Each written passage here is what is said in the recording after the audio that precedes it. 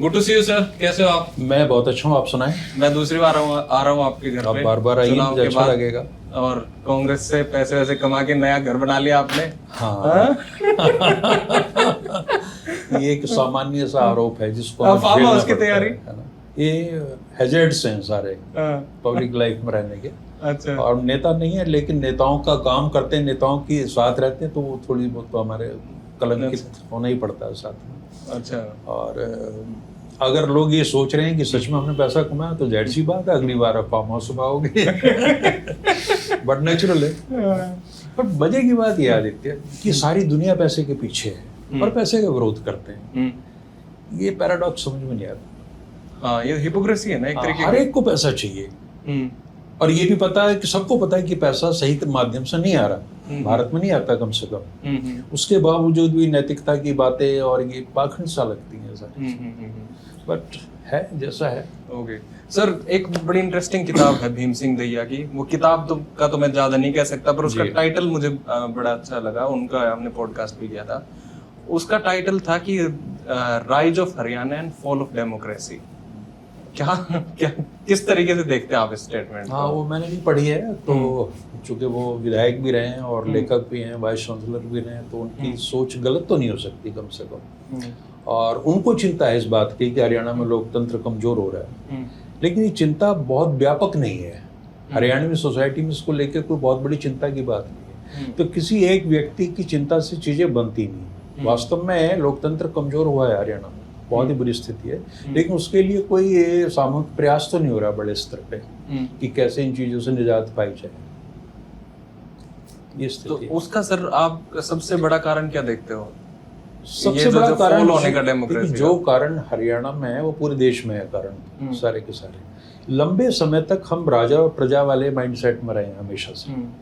हम अपने आप को आज भी प्रजा मानते हैं। तो प्रजा का नागरिक में तब्दील होना ये बहुत स्लो हो रहा है, धीरे धीरे हो रहा है। और कई बार लगता है कि जैसे कुछ भी नहीं हो रहा।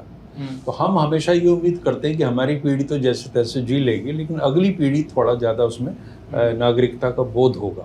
लोकतंत्र केवल तभी जिंदा रह सकता है जब आपके अंदर, व्यक्ति के अंदर नागरिकता का बोध हो, सिविक सेंस हो और लोकतंत्र की अहमियत पता हो। यहाँ तो ओवरनाइट आपको डेमोक्रेसी सौंप दी गई कि आज से भारत आजाद और भारत के हर 21 वर्ष से नीचे के व्यक्ति को चुनाव में भाग लेने का अधिकार है। तो जो प्रोसेस से हमने गुजरना चाहिए था, ट्रेनिंग का पार्ट था, वो मिसिंग है कहीं ना कहीं। और आज भी आपको भारत में ऐसे लोग बहुत संख्या में मिल जाएंगे जो कहेंगे कि अंग्रेजों का राज हमसे बहुत बेहतर था।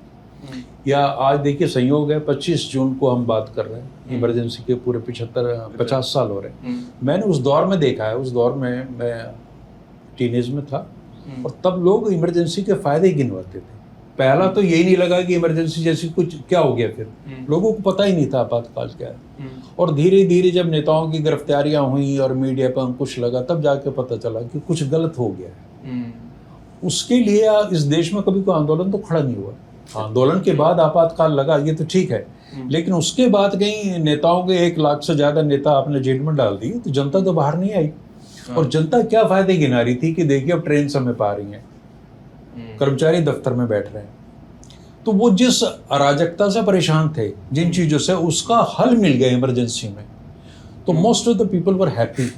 सुशासन पर्व कहते थे। अनुशासन पर विनोबा भावे ने कहा अनुशासन पर्व है, हम सुनहरे कल की ओर बढ़ रहे हैं। मतलब अजीबोगरीब नारे उस वक्त में आए थे। तो मेरे कहने का आशय है कि भारत का बहुमत उस समय भी आपातकाल के विरोध में नहीं था। और इंदिरा गांधी ने जो इमरजेंसी लगाई थी वो तो संवैधानिक थी। आज संविधान की हत्या का दिवस मनाया जा रहा है। एक आर्टिकल है कॉन्स्टिट्यूशन में 352 करके, तो उसके तहत लगाई थी, तो गैर संवैधानिक तो हो नहीं सकती। उसके अंदर एट्रोसिटीज हुई, वो एक अलग पार्ट है, लेकिन इसको आप अनकॉन्स्टिट्यूशनल तो नहीं कह सकते इमरजेंसी को, क्योंकि संविधान के प्रावधान के तहत हुई थी। तो ऐसा प्रावधान था। प्रावधान भी किस लिए जरूरी हो गया था? आप देखिए कि जो गुजरात की गवर्नमेंट थी वो गिरा दी थी, चिमन भाई पटेल की। अब्दुल गफूर की गवर्नमेंट गिरने वाली थी, विधानसभा को आप घेर रहे हैं। जयप्रकाश नारायण सीधा आह्वान कर रहे थे कि पुलिस कर्मचारी और सेना के लोग आदेश ना माने सरकार का। तो वो जो आर्टिकल है वो किस लिए था? ताकि क्राइसिस अगर हो जाए, समय लगाने की वजह थी ना। तो अनकॉन्स्टिट्यूशनल तो कतई नहीं था। लेकिन उस समय ऐसा पेश किया गया कि लोकतंत्र को बहुत बड़ी चोट पहुंची है। जो कि नेताओं को अंदर कर दिया, उनकी बात सुनी नहीं। लेकिन उसी लीडर ने बड़े आराम से फिर इमरजेंसी हटा दी।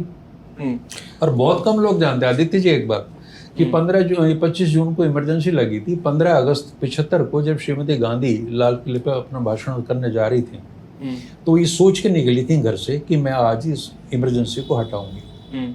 रास्ते में उनको ये पता चला कि बांग्लादेश में मुजीबुर रहमान के परिवार को एलिमिनेट कर दिया गया, सारा परिवार उनका खत्म कर दिया था। और इंदिरा जी के दिमाग में एक फोबिया रहता था कि CIA इस क्षेत्र में बड़ी एक्टिव है और अब मुजीब के बाद में मेरा नंबर हो सकता है, तो उन्होंने वो आइडिया ड्रॉप कर दिया। बहुत कम लोग इस तथ्य से वाकिफ हैं। इंदिरा गांधी को चिंता केवल ये थी कि मैं जवाहरलाल नेहरू की बेटी हूँ, जो लोकतंत्र के सबसे बड़े स्तंभ माने जाते थे, बरकत थे वो।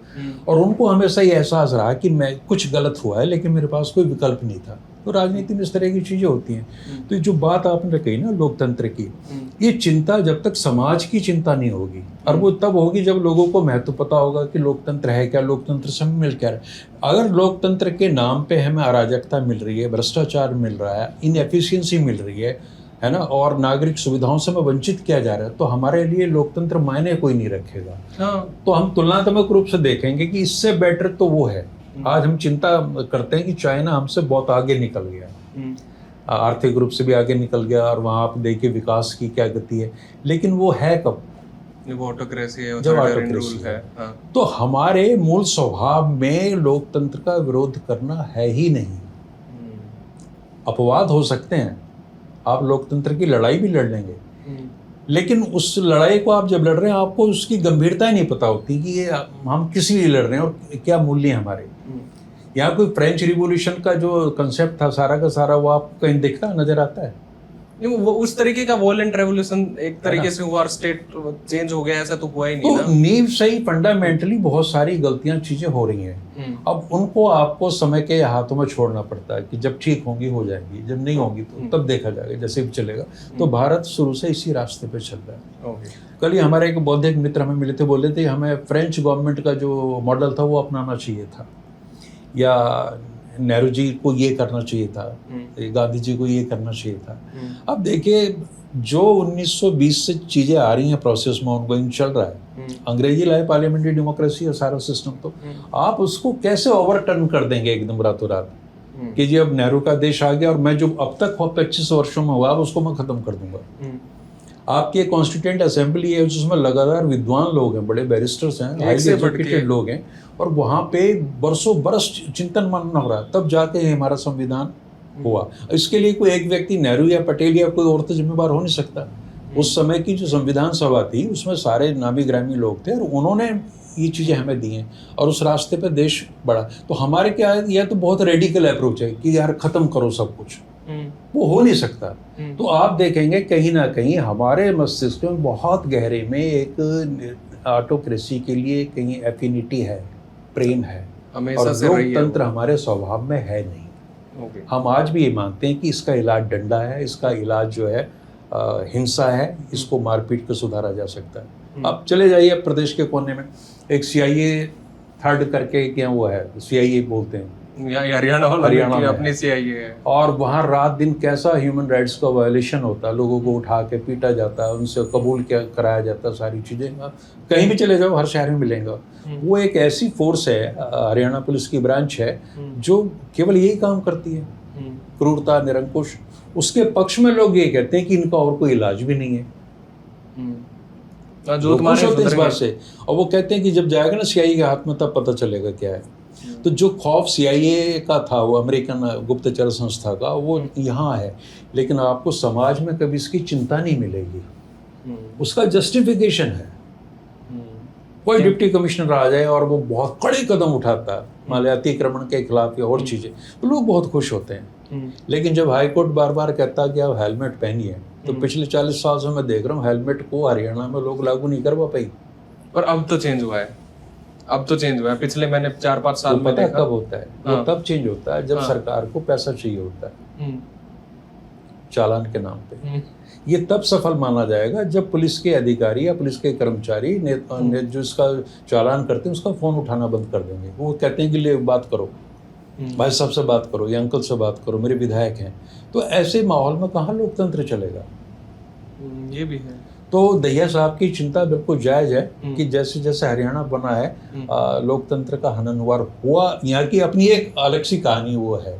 हाँ सर, उसी पे मैं आता हूँ। जैसे प्रताप सिंह कैरों और ये जो बड़े लीडर थे यूनाइटेड पंजाब के, वो लोग कहते थे कि भैया ये लोग जो हरियाणा के लिए लगे हुए हैं कुछ लीडर्स और जो हरियाणा बनाना चाहते हैं, ठीक है आपका अपना ओपिनियन है, पर मैं उन लोगों को यही कहना चाहता हूँ और जो इस पार्ट के लोगों को भी यही कहना चाहता हूँ, ईस्टर्न पंजाब के लोगों को, कि भाई आप अपना स्टेट अलग बना लोगे पर आप पे राज यही करेंगे फिर।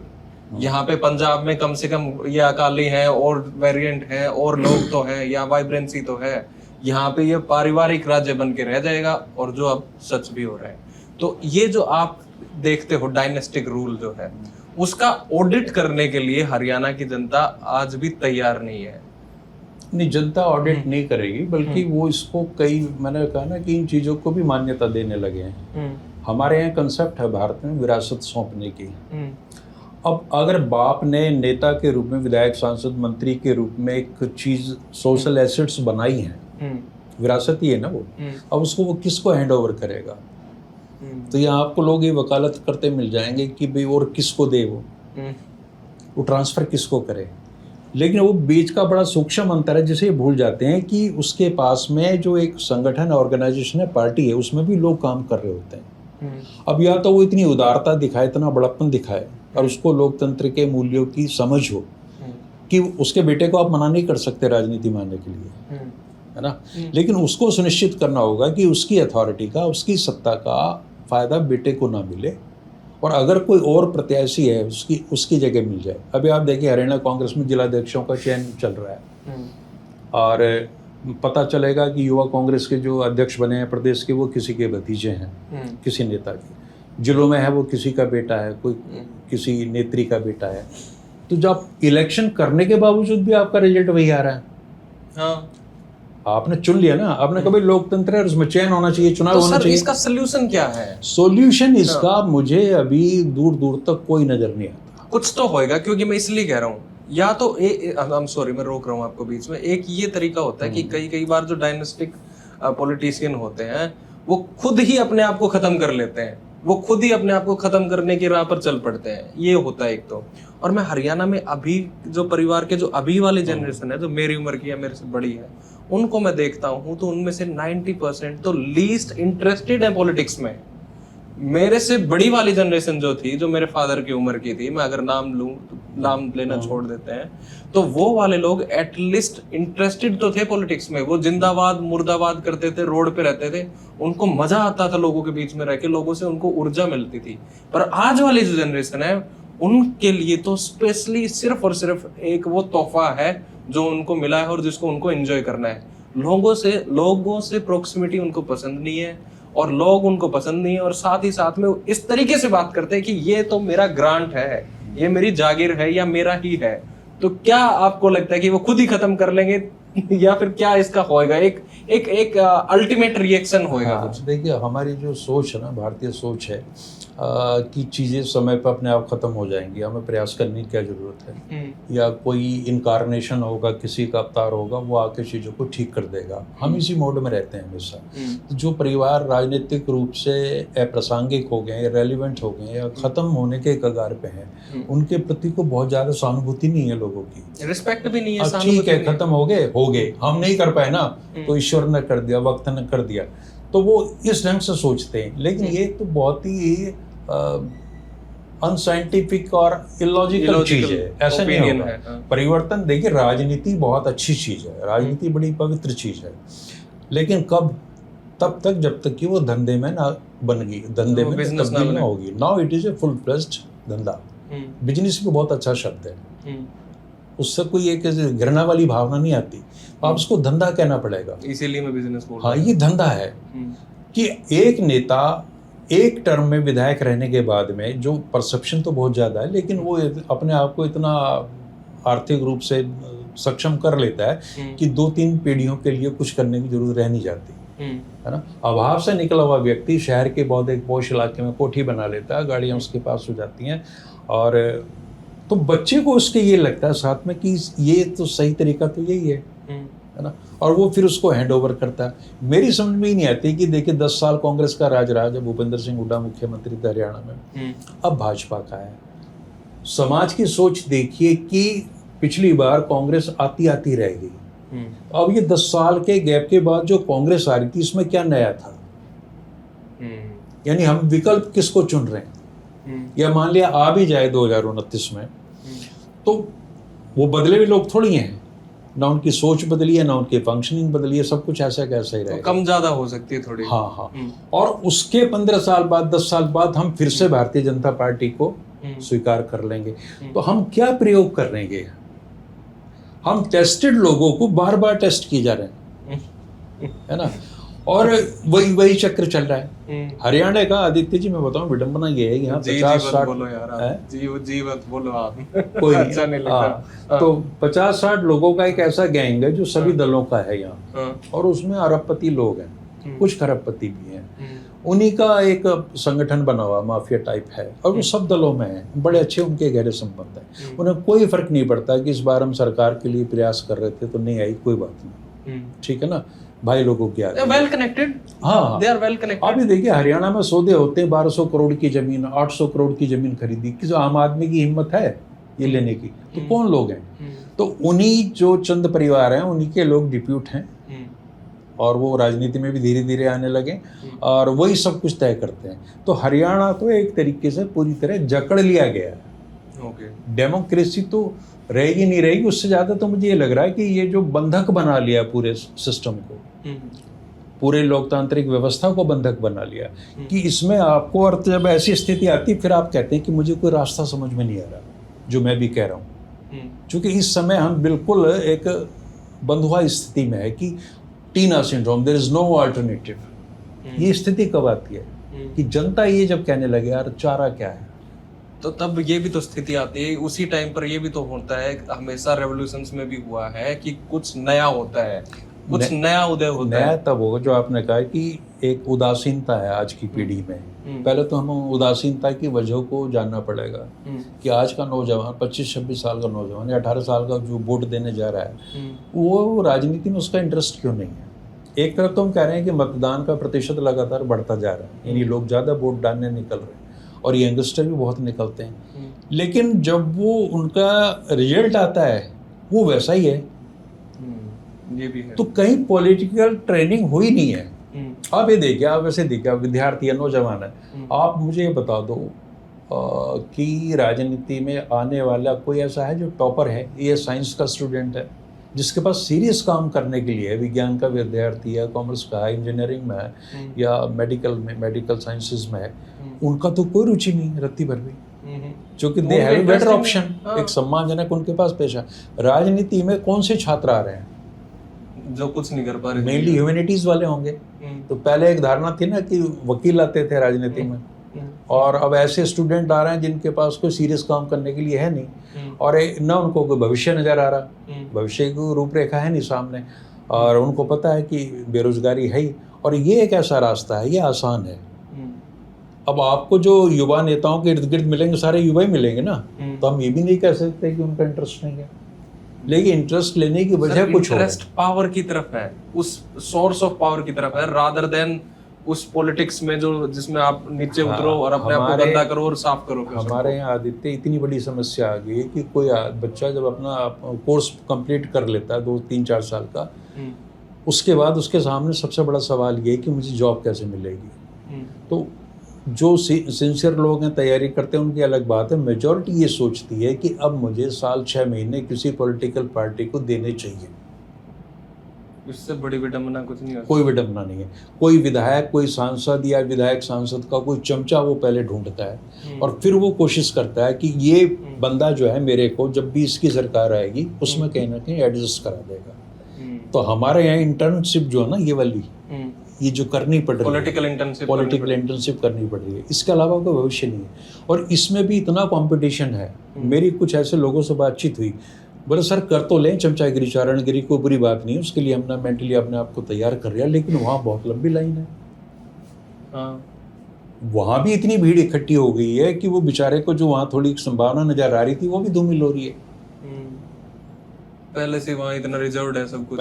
तो ये पूरे हालात पे मुझे ये नहीं लग रहा है कि हरियाणवी समाज का कोई बौद्धिक तबका कहीं पे कोई चर्चा मंथन चिंतन हो रहा है। ओके सर, ये बात अपन कंटिन्यू करते रहेंगे, बीच में मैं एक और बात करता हूँ जी। एक आम धारणा ये भी मानी जाती है कि भाई हरियाणा जो है ना, हरियाणा और हरियाणा के आदमी की जो आइडियोलॉजी है वो सिद्धांतिक तौर पर भारतीय जनता पार्टी की विरोधी है। हरियाणा का आदमी और बीजेपी की आइडियोलॉजी कभी मैच नहीं हो सकता। अगर ऐसा है तो भारतीय जनता पार्टी बार बार जीत क्यों रही है? भारतीय जनता पार्टी बार बार क्यों जीत रही है वो तो सबको पता है कि देखिए, एक उनका ट्रेडिशनल वोट बैंक है जो उनके साथ तब भी बना रहा है जब वो सत्ता में नहीं थे। ब्राह्मण बनिया पार्टी सत्ता की कोई बीबीसी कॉर्पोरेशन बोलते थे, ब्राह्मण बनिया कॉर्पोरेशन बीबीसी, और वो जुड़े रहे। वो कहीं ना कहीं उनके पास एक वैचारिक आधार था जुड़े रहने का। ऐसा नहीं है कि वो पूरे के पूरे बनिया ब्राह्मण जो हैं या जो माइग्रेटेड लोग हैं वो सारे उनके साथ थे, ऐसा भी नहीं है, बट मेजॉरिटी उनके साथ थी। जब उन्होंने सरकारों में आना शुरू किया, जैसे चौधरी देवीलाल के साथ बनी, तो एक एफिनिटी शुरू हो गई। देवीलाल रिप्रेजेंट करते थे गांव और डॉक्टर मंगल सेन या जनसंघ बीजेपी को करते थे अर्बन, तो गांव और शहर का मिश्रण हुआ और मिलकर सरकारें बनी है। ऐसे कई बार प्रयोग हुए हैं। और ये आप देखिए इसकी जड़ें कहाँ से हैं। चौधरी छोटू राम का जो पॉलिटिसाइजेशन हुआ है हरियाणा का, वो चौधरी छोटू राम की वजह से हुआ है। यूनियनिस्ट पार्टी बनी और उन्होंने आर्थिक आधार पे लामबंद किया, तो जमींदार शब्द की व्याख्या करते हुए कि तुम सब जमींदार हो। हालांकि उसमें बड़े चेंजेस थे और जमींदार की जो कंसेप्ट हरियाणा में थी वो बाकी देश में तो है नहीं। जमींदार कोई बहुत अच्छा शब्द नहीं समझा जाता, उसके साथ सामंतवाद जुड़ता है, फ्यूडल माइंडसेट के लोग होते हैं। लेकिन हरियाणा में जमींदार एक ऐसा शब्द था जिसमें बड़े जो लैंड ओनर्स थे, यहाँ है नहीं, लेकिन जो भी लैंड ओनर थे वो भी है ना, और आपके जो पीजेंट्स है, पीजेंट्री है वो भी है, और जो उसमें एग्रीकल्चर लेबरर हैं वो भी हैं। और एक स्टेज ऐसी आई कि इसमें उन्होंने बैकवर्ड लोगों को भी जोड़ लिया। तो यहाँ एक पूरी रेस रही है कि हमें भी शामिल करो एग्रीकल्चरिस्ट में। तो ये स्टैट्यूटरी कास्टिज्म जो बना था ना, अब गौड़ ब्राह्मणों ने संघर्ष किया अपने आप को एग्रीकल्चरिस्ट कहलाने में, है ना। अब और वो करते भी थे खेती। हाँ, तो एक जो रूरल अर्बन की डिवाइड थी चौधरी छोटू राम के टाइम की, और वो तो खुल के इसका विरोध करते ही थे। शहरी लोगों का एक अलग तबका था पंजाब लेजिस्लेटिव काउंसिल में, उसमें गोकुल चंद नारंग जैसे लोग थे जो खुलेआम विधानसभा में दो धेले का जाट शब्द यूज करा चौधरी छोटू राम के सामने। तो जो गांव और शहर की डिवाइड थी ये तो शुरू से चली आ रही है। अब सोशल इंजीनियरिंग के चलते ये सारी चीज़ें आती जा रही हैं। बीजेपी इसलिए सत्ता में आ रही है कि एक इमेज बनी कि जो पावरफुल कास्ट हैं या किसान जातियां हैं, और बिल्कुल खुल के कहूँ तो जाटों के साथ ज़्यादा है, कि उनकी डोमिनेंस के खिलाफ लोगों को ट्रेंड किया गया, बताया गया है। ओबीसी इसमें जब से जुड़ा है, बीबीसी में ओबीसी जुड़ा है, तो बीजेपी सत्ता में आ जाएगी। बिल्कुल साफ क्लियर कट मामला है। ओबीसी क्यों जुड़ा, इसकी वजह पे आपने देखा राहुल गांधी भी कहते हैं हमसे गलतियां हुई हैं या हमने पिछड़ों की उपेक्षा की है। अब चीज़ों को आप सुधारने जा रहे हो, लेकिन उसमें टाइम लगेगा, और इस बीच का जो पीरियड है ये बीजेपी को सपोर्ट करता रहेगा। और सब बेकार की बातें, आर्थिक नीति, विदेश नीति, इसका कोई लेना देना नहीं है। मैं ऐसे लोगों से मिलता हूँ जो ये कहते हैं कि पेट्रोल बेशक 300 रुपये का हो जाए लेकिन हम मोदी के साथ हैं। एट द सेम टाइम मुझे ऐसे लोग भी मिलते हैं जो ये कहते हैं कि चाहे बीजेपी कुछ भी ना दे हमें, लेकिन जो डोमिनेंस है ये हरियाणा में, कम से कम इसका इलाज हो रहा है। पर ये भी तो वही वैसा ही है जैसा पारिवारिक राजनीति थी। कई बार सोसाइटी भी को भी अपने अंदर या दिमाग में इस तरह का फोबिया हो जाता है कि हमारा राज रहेगा। उनके दिमाग में ये भर दिया गया है कि तुम लोग आज जो तुम्हारी पिछड़ेपन की स्थिति है उसके लिए खास वर्ग जिम्मेवार है, ये जिम्मेदार है। हाँ, और इसने सदियों से आपका शोषण किया है।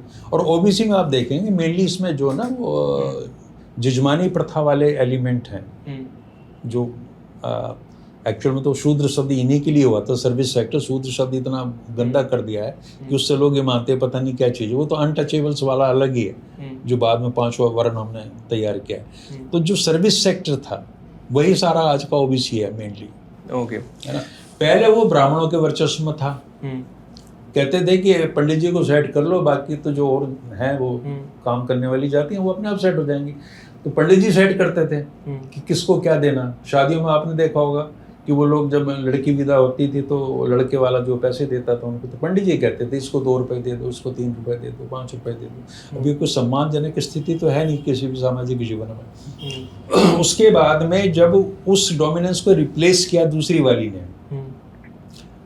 अजगर ने, अहीर, जाट, गुज्जर, रातू, डिफरेंट एरियाज में, तो उनको भी प्रजा चाहिए थी, तो वो फिर प्रजा की तरह यूज हुए। हाँ। तो ब्राह्मण उनको कुछ तो दे रहा था, 2, 4, 5 रुपए दिलवा रहा कुछ था, तो हक इनके पास तो कुछ था नहीं। हाँ। तो अब इस डोमिनेंस में रहे वो, बहुत लंबी चौड़ी जमीनें उनके पास कभी रहेंगी, एक्सेप्शनली नहीं रही होंगी। तो वो जो है उनको ये लग रहा है कि जो हमारा चला आ रहा है हजारों वर्षों से शोषण, उसके लिए ये जो लेटेस्ट है ना, इन्होंने भी हमारे लिए कुछ नहीं करा। ओके, खास हम इससे बाहर निकल। तो आप ओबीसी कहीं भी चले जाइए हिंदी पट्टी में, उसकी एक सहानुभूति भारतीय जनता पार्टी के प्रति है। और मुख्य आचू के प्रधानमंत्री ने खुलेआम कहा कि भी मैं भी ओबीसी हूँ। हरियाणा में तो ओबीसी चीफ मिनिस्टर है। तो अब मैं जिन लोगों से मिलता हूँ उनके हौसले बहुत बुलंद है, बहुत खुश हैं वो। होने भी चाहिए, चलो ठीक है के लोग कि भी हमारा आदमी आ गया। अब जब तक लोकतंत्र में हमारा आदमी तुम्हारा आदमी रहेगा तब लोकतंत्र कहाँ रहेगा, किस चीज का? पर सर आज के दिन कास्टिज्म भी तो यही है कि कास्टिज्म की वजह से वन ऑफ द रीजन है कि डेमोक्रेसी सरवाइव कर रही है कि लोग सोचते हैं कि हमारा नंबर भी आ जाएगा। हाँ, इसमें क्या है कि जो अस्मिता की राजनीति है, जो पॉलिटिक्स और आइडेंटिटी का हम जिक्र करते हैं ना, उसका रोल है। वो वाली फेज चल रही है कि हर आदमी को अब अपनी अस्मिता मैनिफेस्ट करनी है कि आई ऑल्सो एग्जिस्ट, मैं भी हूँ। हर कम्युनिटी, हर सोशल ग्रुप कर रहा है कि मैं भी हूँ, और वो माहौल अब मिल रहा है। आप उत्तर प्रदेश में चले जाओ, पिछड़ों में कितनी पार्टी है, पटेलों की पार्टी अलग है, सैनियों की वहाँ अलग महान दल के नाम से पार्टी है ना, और एक राजभर छोटी सी कम्युनिटी उनकी पार्टी है। तो धीरे धीरे मेरा कहने का मतलब जो है, आइडेंटिटी पॉलिटिक्स जब और नीचे जाएगी तो इनमें भी विभाजन होगा। ओके, अगर 20-30 साल बाद आपको मिले कि हरियाणा जांगड़ा पार्टी, हरियाणा कुलीन ब्राह्मण पार्टी, हरियाणा और किस्म की त्यागी पार्टी भी हो सकती है ना, तो ये पहुंचनी है, लास्ट तक पहुंचना है ये। इसको आप कह सकते हैं कि शायद यही डेमोक्रेटाइजेशन है जो अंत तक जा रहा है। नहीं, ये तो और उसके बाद कोई चीजें निकलेंगी। ये तो उल्टा हो रहा है। असली कहानी पे आते हैं सर। हाँ, असली कहानी है इंडियन नेशनल कांग्रेस। ठीक है, हरियाणा में मैं जो मानता हूँ, आप अपना ओपिनियन बताना जी, कि हरियाणा में सरकार किसकी बनेगी, ये कंप्लीटली बेस्ड है इंडियन नेशनल कांग्रेस के परफॉर्मेंस के ऊपर में। भारतीय जनता पार्टी की बनेगी तो भी कांग्रेस के ऊपर बेस्ड है, आईएनएलडी की बनेगी तो भी कांग्रेस के ऊपर बेस्ड है। ये सारी ओबीसीज और ये जो आपने सारी ये सैंक्शन और सोशल इंजीनियरिंग बनाया, ये भी कांग्रेस के ऊपर ही बेस है, क्योंकि कांग्रेस एक वो पार्टी है हरियाणा में जिसके पास सब तरीके के लोग हैं, सब जाति के लोग हैं। पर कांग्रेस के पास हरियाणा में ऐसा कोई भी एक वो टॉल या स्टॉलवर्ट लीडर नहीं है जिसको सोशल इंजीनियरिंग की समझ हो, जिसको ये पता हो किसको जोड़ना है, किसको तोड़ना है और कैसे क्या क्या चीजें करनी है। नंबर 1 तो ये सर। नंबर 2 कि कांग्रेस के पास में वोल्टायर जो इतने बड़े राइटर हुए हैं, उनका भी एक बड़ा खूबसूरत थॉट है कि there is nothing powerful as an idea उस टाइम कम्स, कि उस विचार से खतरनाक कोई चीज नहीं होती जिस विचार का वक्त आ जाए। उसको भी फेल कर दिया इंडियन नेशनल कांग्रेस ने हरियाणा में, वोल्टायर को भी। अब आप बताइए अपना ओपिनियन। देखिए, इंडियन नेशनल कांग्रेस हरियाणा में हरियाणा के स्वभाव की पार्टी नहीं थी, जैसे भाजपा नहीं थी। 1946 के चुनाव में यूनियनिस्ट पार्टी और कांग्रेस उससे पहले हमेशा आपस में टकराती रही है, और एक ऐसा दौर आया कि तीनों पार्टियों ने मिलकर, मुस्लिम लीग, यूनियनिस्ट पार्टी और कांग्रेस, सरकार बना ली। ऐसा भी हुआ है। तो कांग्रेस में इतनी फ्लेक्सिबिलिटी, लचीलापन शुरू से रहा है, क्योंकि उसकी कोई आइडियोलॉजिकल बेस नहीं रहा, जैसे तैसे उन्होंने काम चलाया अपना। तो वो अब क्या होता है कि इनके पास, आपने कहा ना कि इनको समझ नहीं, इनको ये इतने शातिर लोग हैं, इनको सब समझ है, ये ना समझ नहीं है, सबको सारी सोशल इंजीनियरिंग पता है। प्रश्न ये उठता, मान लिया अगर हम उदाहरण देके बात करें कि भूपेंद्र सिंह हुड्डा नेता हैं कांग्रेस के, मास लीडर हैं, केवल उन्हीं में क्षमता है कि वो 50-60 हज़ार लोगों की रैली कर सकते हैं। किस आधार पर कर सकते हैं वो एक विषय हो सकता है। आर्थिक संसाधन बहुत हैं, बहुत ऐसे लोग सोर्स ऑफ पावर दिखते हैं, सत्ता में सारी चीजें रहे हैं, तो वो वहीं से सारी चीजें बनती हैं। अब वो वो ये चाहते हैं और उनके समर्थक ये चाहते हैं कि कांग्रेस का चेहरा भूपेंद्र सिंह हुड्डा हो। भूपेंद्र सिंह हुड्डा ने चुनाव से पहले क्या कहा था कि एक ब्राह्मण डिप्टी चीफ मिनिस्टर होगा, एक पंजाबी डिप्टी चीफ मिनिस्टर होगा, एक फलाना चीफ। लेकिन ये बनाएगा कौन?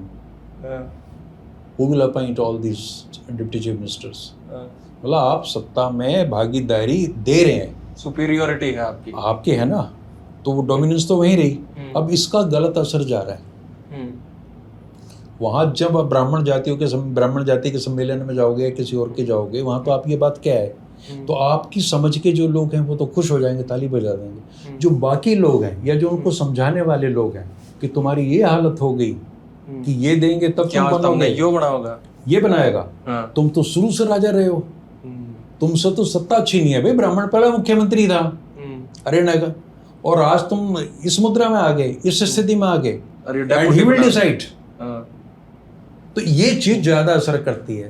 तो सोशल इंजीनियरिंग की समझ सारी है, लेकिन उसका एप्लीकेशन गलत हो रहा है। तो ये सोशल इंजीनियरिंग की समझ कहाँ हुई फिर? ये समझ ये हुई ना कि जब से कांग्रेस ने फ्रेंचाइजी सिस्टम शुरू करा अपना, कि भाई हरियाणा है तो कभी भजन लाल के हाथ में, कभी बंसी लाल के हाथ में, कभी भूपेंद्र सिंह हुड्डा के हाथ में। ये जो फ्रेंचाइजी सिस्टम है ये बहुत खतरनाक है। ठेकेदारी फ्रेंचाइजी में क्या होता है कि आप मान लिया आप हल्दीराम की फ्रेंचाइजी लेते हो, उनकी मिठाई नमकीन बेच रहे हो आप, लेकिन फिर आप अपनी भी बेचने लगते हो धीरे धीरे, लोकल में रसगुल्ले या इस तरीके की चीजें ना, अपना मुनाफा बढ़ाने के लिए। तो फ्रेंचाइजी की प्योरिटी नहीं रही। अच्छा। और आप स्थानीय कारणों से प्रभावित होने लगे। बिल्कुल साफ उदाहरण में बताऊं, 370 हटी, कांग्रेस ने राष्ट्रीय स्तर पर विरोध किया, भूपेंद्र सिंह हुड्डा जी ने समर्थन किया। ऐसे बहुत इश्यूज हैं। राम मंदिर पे या आरएसएस के खिलाफ जो टायरेट रहता है, राहुल गांधी का जो हमला रहता है, उसका तो 1% भी नहीं होता। हुड्डा साहब सर ओपिनियन है, ओपिनियन तो पार्टी में डिफरेंस ये नहीं चलेगी। आप कहो कि मैं डिफर करता हूं, आपका नेता, मैं कह रहा हूँ राहुल गांधी की भाषा जिस दिन कांग्रेस के लोग बोलना शुरू कर देंगे, वो नहीं बोलते, कमलनाथ भी नहीं बोलता, कोई नहीं बोलता, कौन मला रहा है? तब इन पे सवाल उठते हैं कि चूंकि आप राहुल गांधी की भाषा नहीं बोल रहे, कांग्रेस की नीतियों की बात नहीं कर रहे, तो आप कहीं ना कहीं आप स्लीपर सेल हो या आपको मैनेज किया जा रहा है। तो इस तरह की चीज़ें पैदा होती। तो इनकी इंटेग्रिटी के लिए भी ये कहना जरूरी है कि जब राहुल गांधी पूरी शिद्दत से आरएसएस के खिलाफ लड़ रहा है और वीर सावरकर को भी गालियाँ दे रहा है, तो आप क्यों चुप बैठे हो? आप क्यों नहीं बोलते? यहाँ जो ऑडियंस है ना, जो कांग्रेस के माइंड की है, जो एंटी बराबर मत प्रतिशत है भाजपा और कांग्रेस का है, लेकिन कांग्रेस के वोटर को ये नहीं पता। उसको ये पता हमने भाजपा के खिलाफ वोट देना, ये नहीं कि हम क्यों दे रहे हैं। वो लड़ाई नहीं लड़ेगा, आइडियोलॉजिकल लड़ाई लड़ने के मूड में नहीं है कांग्रेस की। नहीं सर, वो आइडियोलॉजिकल लड़ाई तो है वो बीजेपी के साथ में, इसीलिए तो वो वोट दे रहा है कांग्रेस को। इस वजह से ये बहुत छोटा सा कारण है। वो किसी और वजह से भी वोट दे रहा है। वो क्या है? वो जो कम्युनिटीज मैंने बताई ना, वो सारी की सारी एक साथ एक मुश्त वोट नहीं देती कहीं पे, तो कुछ हिस्सा बचता है। और यहाँ हरियाणा में पता है क्या है कि सामने वाले घर का, आपकी बिरादरी का घर है, मान लिया वो INLD के साथ है तो दूसरा बिना मतलब JJP के साथ जा रहा है, उसको कोई जरूरत नहीं है। या कांग्रेस के साथ है तो BJP के साथ जा रहा है। या मतलब इतनी नॉन सीरियस सोच है ना। आप लोकतंत्र में रह रहे हो, आपको आइडियोलॉजी नहीं पता। अब चूंकि देखिए भाजपा की खासियत ये है, और मैं उनकी इस चीज़ को पसंद करता हूँ कि दे आर ओपन। भैया हिंदुत्व हमारा एजेंडा है, हमने गुरु गोलवलकर के सिद्धांतों पर चलना है। मुसलमान, ईसाई वगैरह ये जो है सब दोयम दर्जे के नागरिक हैं, हम उस दिशा में बढ़ रहे हैं और लोगों को पसंद आ रही है चीज़ें।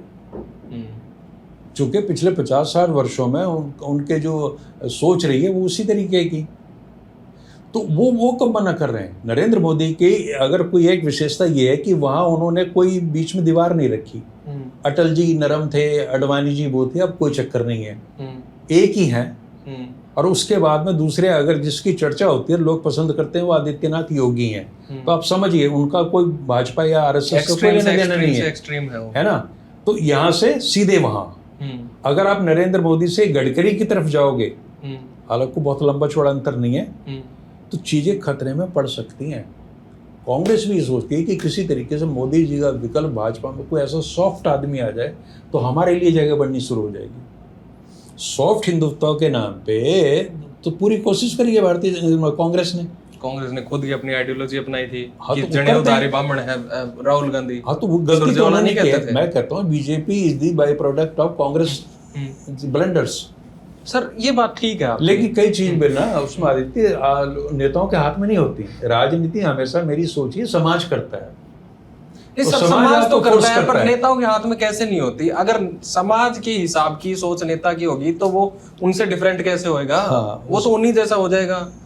एक तो ये है कि जैसे नेताओं की सोच हो, सब है इनकी बात ही। एक तो इनको आप सीधा आदमी मत मानो, ये मूर्ख नहीं है, ये धूर्त हैं। हाँ, हम ये नहीं कह सकते कि इनको ये नहीं पता, इनको ये नहीं पता, इनको सब पता है, लेकिन इनको ये पता है कि मेरे लिए ये चीज सुविधाजनक है। वही तो मैं कह रहा हूँ, तो तभी तो मैं कह रहा हूँ कि नहीं पता सर। अगर आपको एक पूरी पार्टी, मैं क्या ये नाराज हो जाते हैं बेफालतू में, होने दो। हाँ कि आपको जब एक पूरी पार्टी लीड करने को मौका मिल रहा है, फिर भी आप पर्सनल इंटरेस्ट देख रहे हो, तो फिर और क्या डुबोगे इससे ज्यादा? वही तो मैंने जो शुरू में कहा था ना कि विरासत किसको दें। या तो आप इतने बड़े मन के हो, है ना, आप बातें तो बहुत बड़ी बड़ी करते हो कि कांग्रेस के प्रकार आपने बताया, दो तरह के कांग्रेसी होते हैं, एक वो जो कांग्रेस में होते हैं, एक वो हैं जो जिनमें कांग्रेस होती है, लेकिन आचरण में वो चीज़ कभी बाहर आती नहीं है ना। आप कहते हो कि भाई एक खास उम्र में आके संन्यास ले लेना चाहिए, लेकिन आप रिटायर होने के लिए मूड में नहीं हो, आप नई पीढ़ी के लिए रास्ता नहीं बना रहे। अच्छा, जब आप अपने बेटे के लिए कुछ कर रहे होते हो तो आपके इर्द गिर्द जो हैं तो वो भी अपने बेटे के लिए आपने नैतिक रूप से आपको मना नहीं कर सकते। मतलब हद है ना। अगर भूपेंद्र सिंह हुड्डा जी के बच्चे राजनीति में आएंगे तो आनंद सिंह डांगे के पीछे क्यों रह जाएंगे, या रणवीर कादियान के क्यों रह जाएंगे, किसी के भी क्यों रह जाएंगे, है ना। और मेरी अपनी समझ ये है कि हरियाणा की 90 सीटों में से आप देखिए कि करीब 30, 32, 35 सीटों पे तो ये हो चुका है। 90 आप मेरे को पिछली बार कह रहे थे, वो वही बात है कि 90 के 90 रिजर्व है, कोई पैसे वाला किसी ना किसी तरीके से तो रिजर्व है, लेकिन अगर प्योर सीधे डायनेस्टी की बात देखो तो वो है।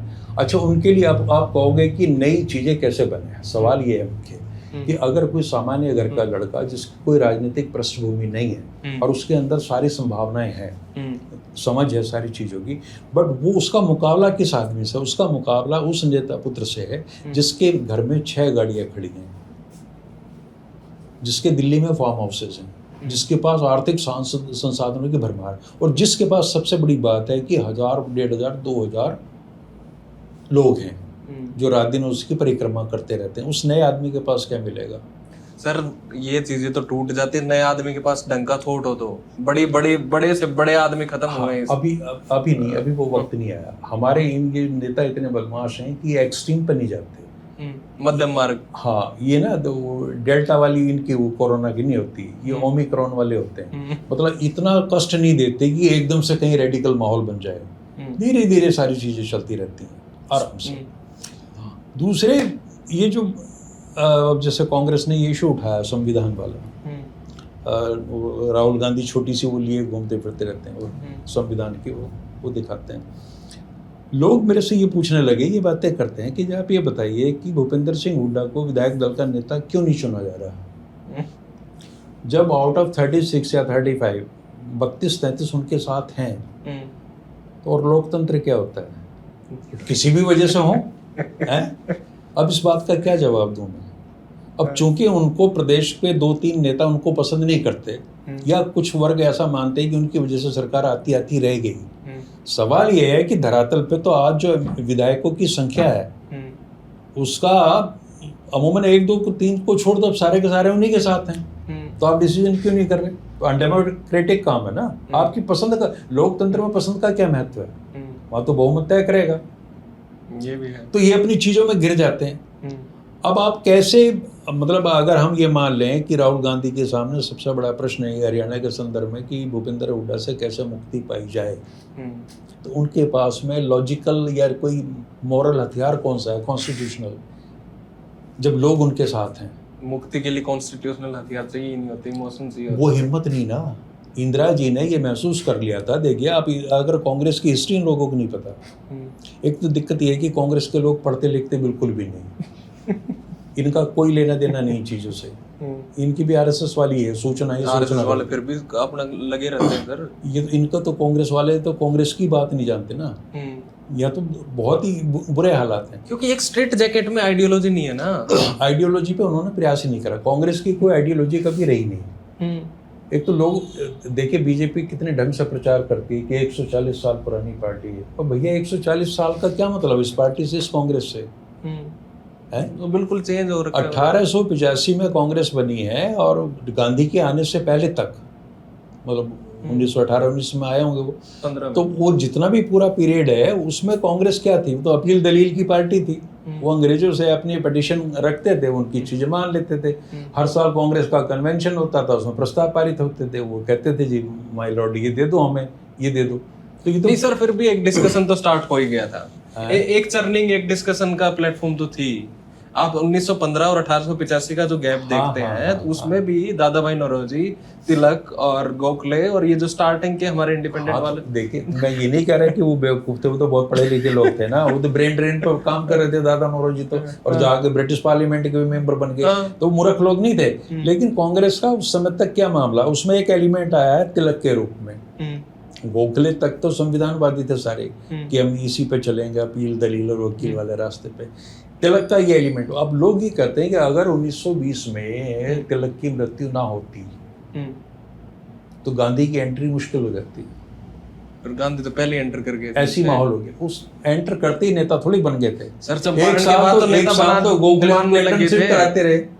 हाँ, वो तो हुआ एक। तो उन लोगों ने ये देखा कि आपको एक ऐसा आदमी मिल रहा है कि जो तो न तो हथियार उठाने की बात करता, बड़ा उनको अच्छा लगता है कि हमारी सारी चीजें जीवन ऐसे ही चलता रहे और हम लड़ाई भी लड़ते रहे। तो गांधी ने उस जरूरत को बड़े ढंग से पूरा किया। लेकिन गांधी का अपना एक विजन था कि वो उस चीज को, उस भावना को, गुलामी के खिलाफ आंदोलन को जन जन तक ले गए। ये बड़ी बात है।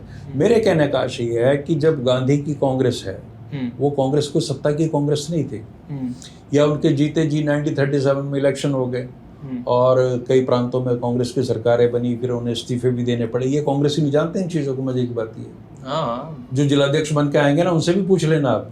मैं आपको एक और इंटरेस्टिंग बात बताऊं, 99% कांग्रेस से ये पूछ लेना कि कांग्रेस वर्ड का मतलब क्या है। हाँ, नहीं पता उनको कांग्रेस का मतलब क्या होता है। तो मैं ये कहता हूँ कि भाई आपका मुकाबला इस समय नरेंद्र मोदी की भाजपा और राहुल गांधी की कांग्रेस के बीच है। छोड़ो आगे पीछे का।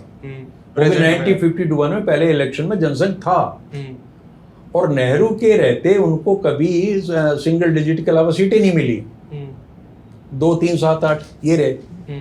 लेकिन वो पार्टी किस तरीके से अपने आइडियोलॉजिकल एक्सपेंशन किया उसने, और जब जरूरत पड़ी उन्होंने कहा कि अब हम राम मंदिर के मुद्दे को ठंडे बस्ते में डाल देते हैं। अब चूंकि हम पूर्ण समर्थन नहीं है हमारा, तो हम इसको ठंडे बस्ते में डालते हैं। वो कंप्रोमाइजेस भी कर रहे हैं।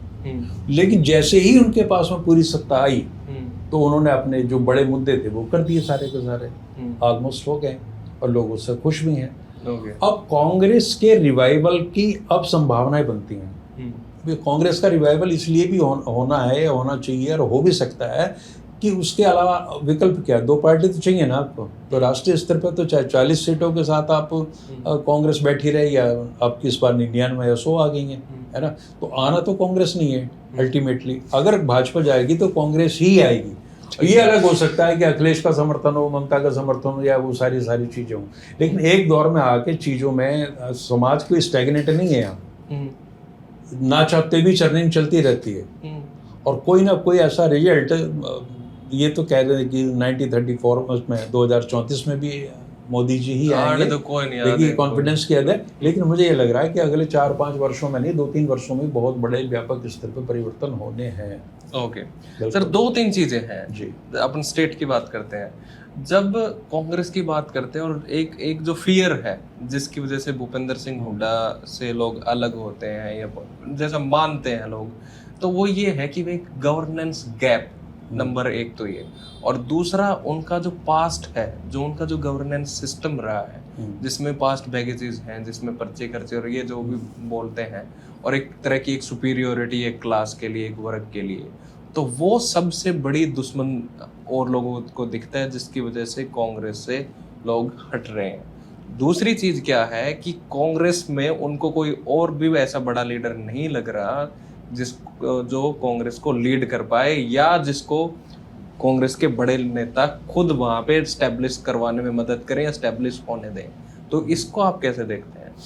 देखिए, जो कांग्रेस में जो आज की तारीख में व्यक्ति है, जो नेता है, जिसे सारी समस्याओं के मूल में गिना जाता है, उससे जो परेशान लोग हैं, लीडर 2-3 जो भी हैं, वो कभी आपको गंभीर प्रयास करते दिखते हैं कहीं पे?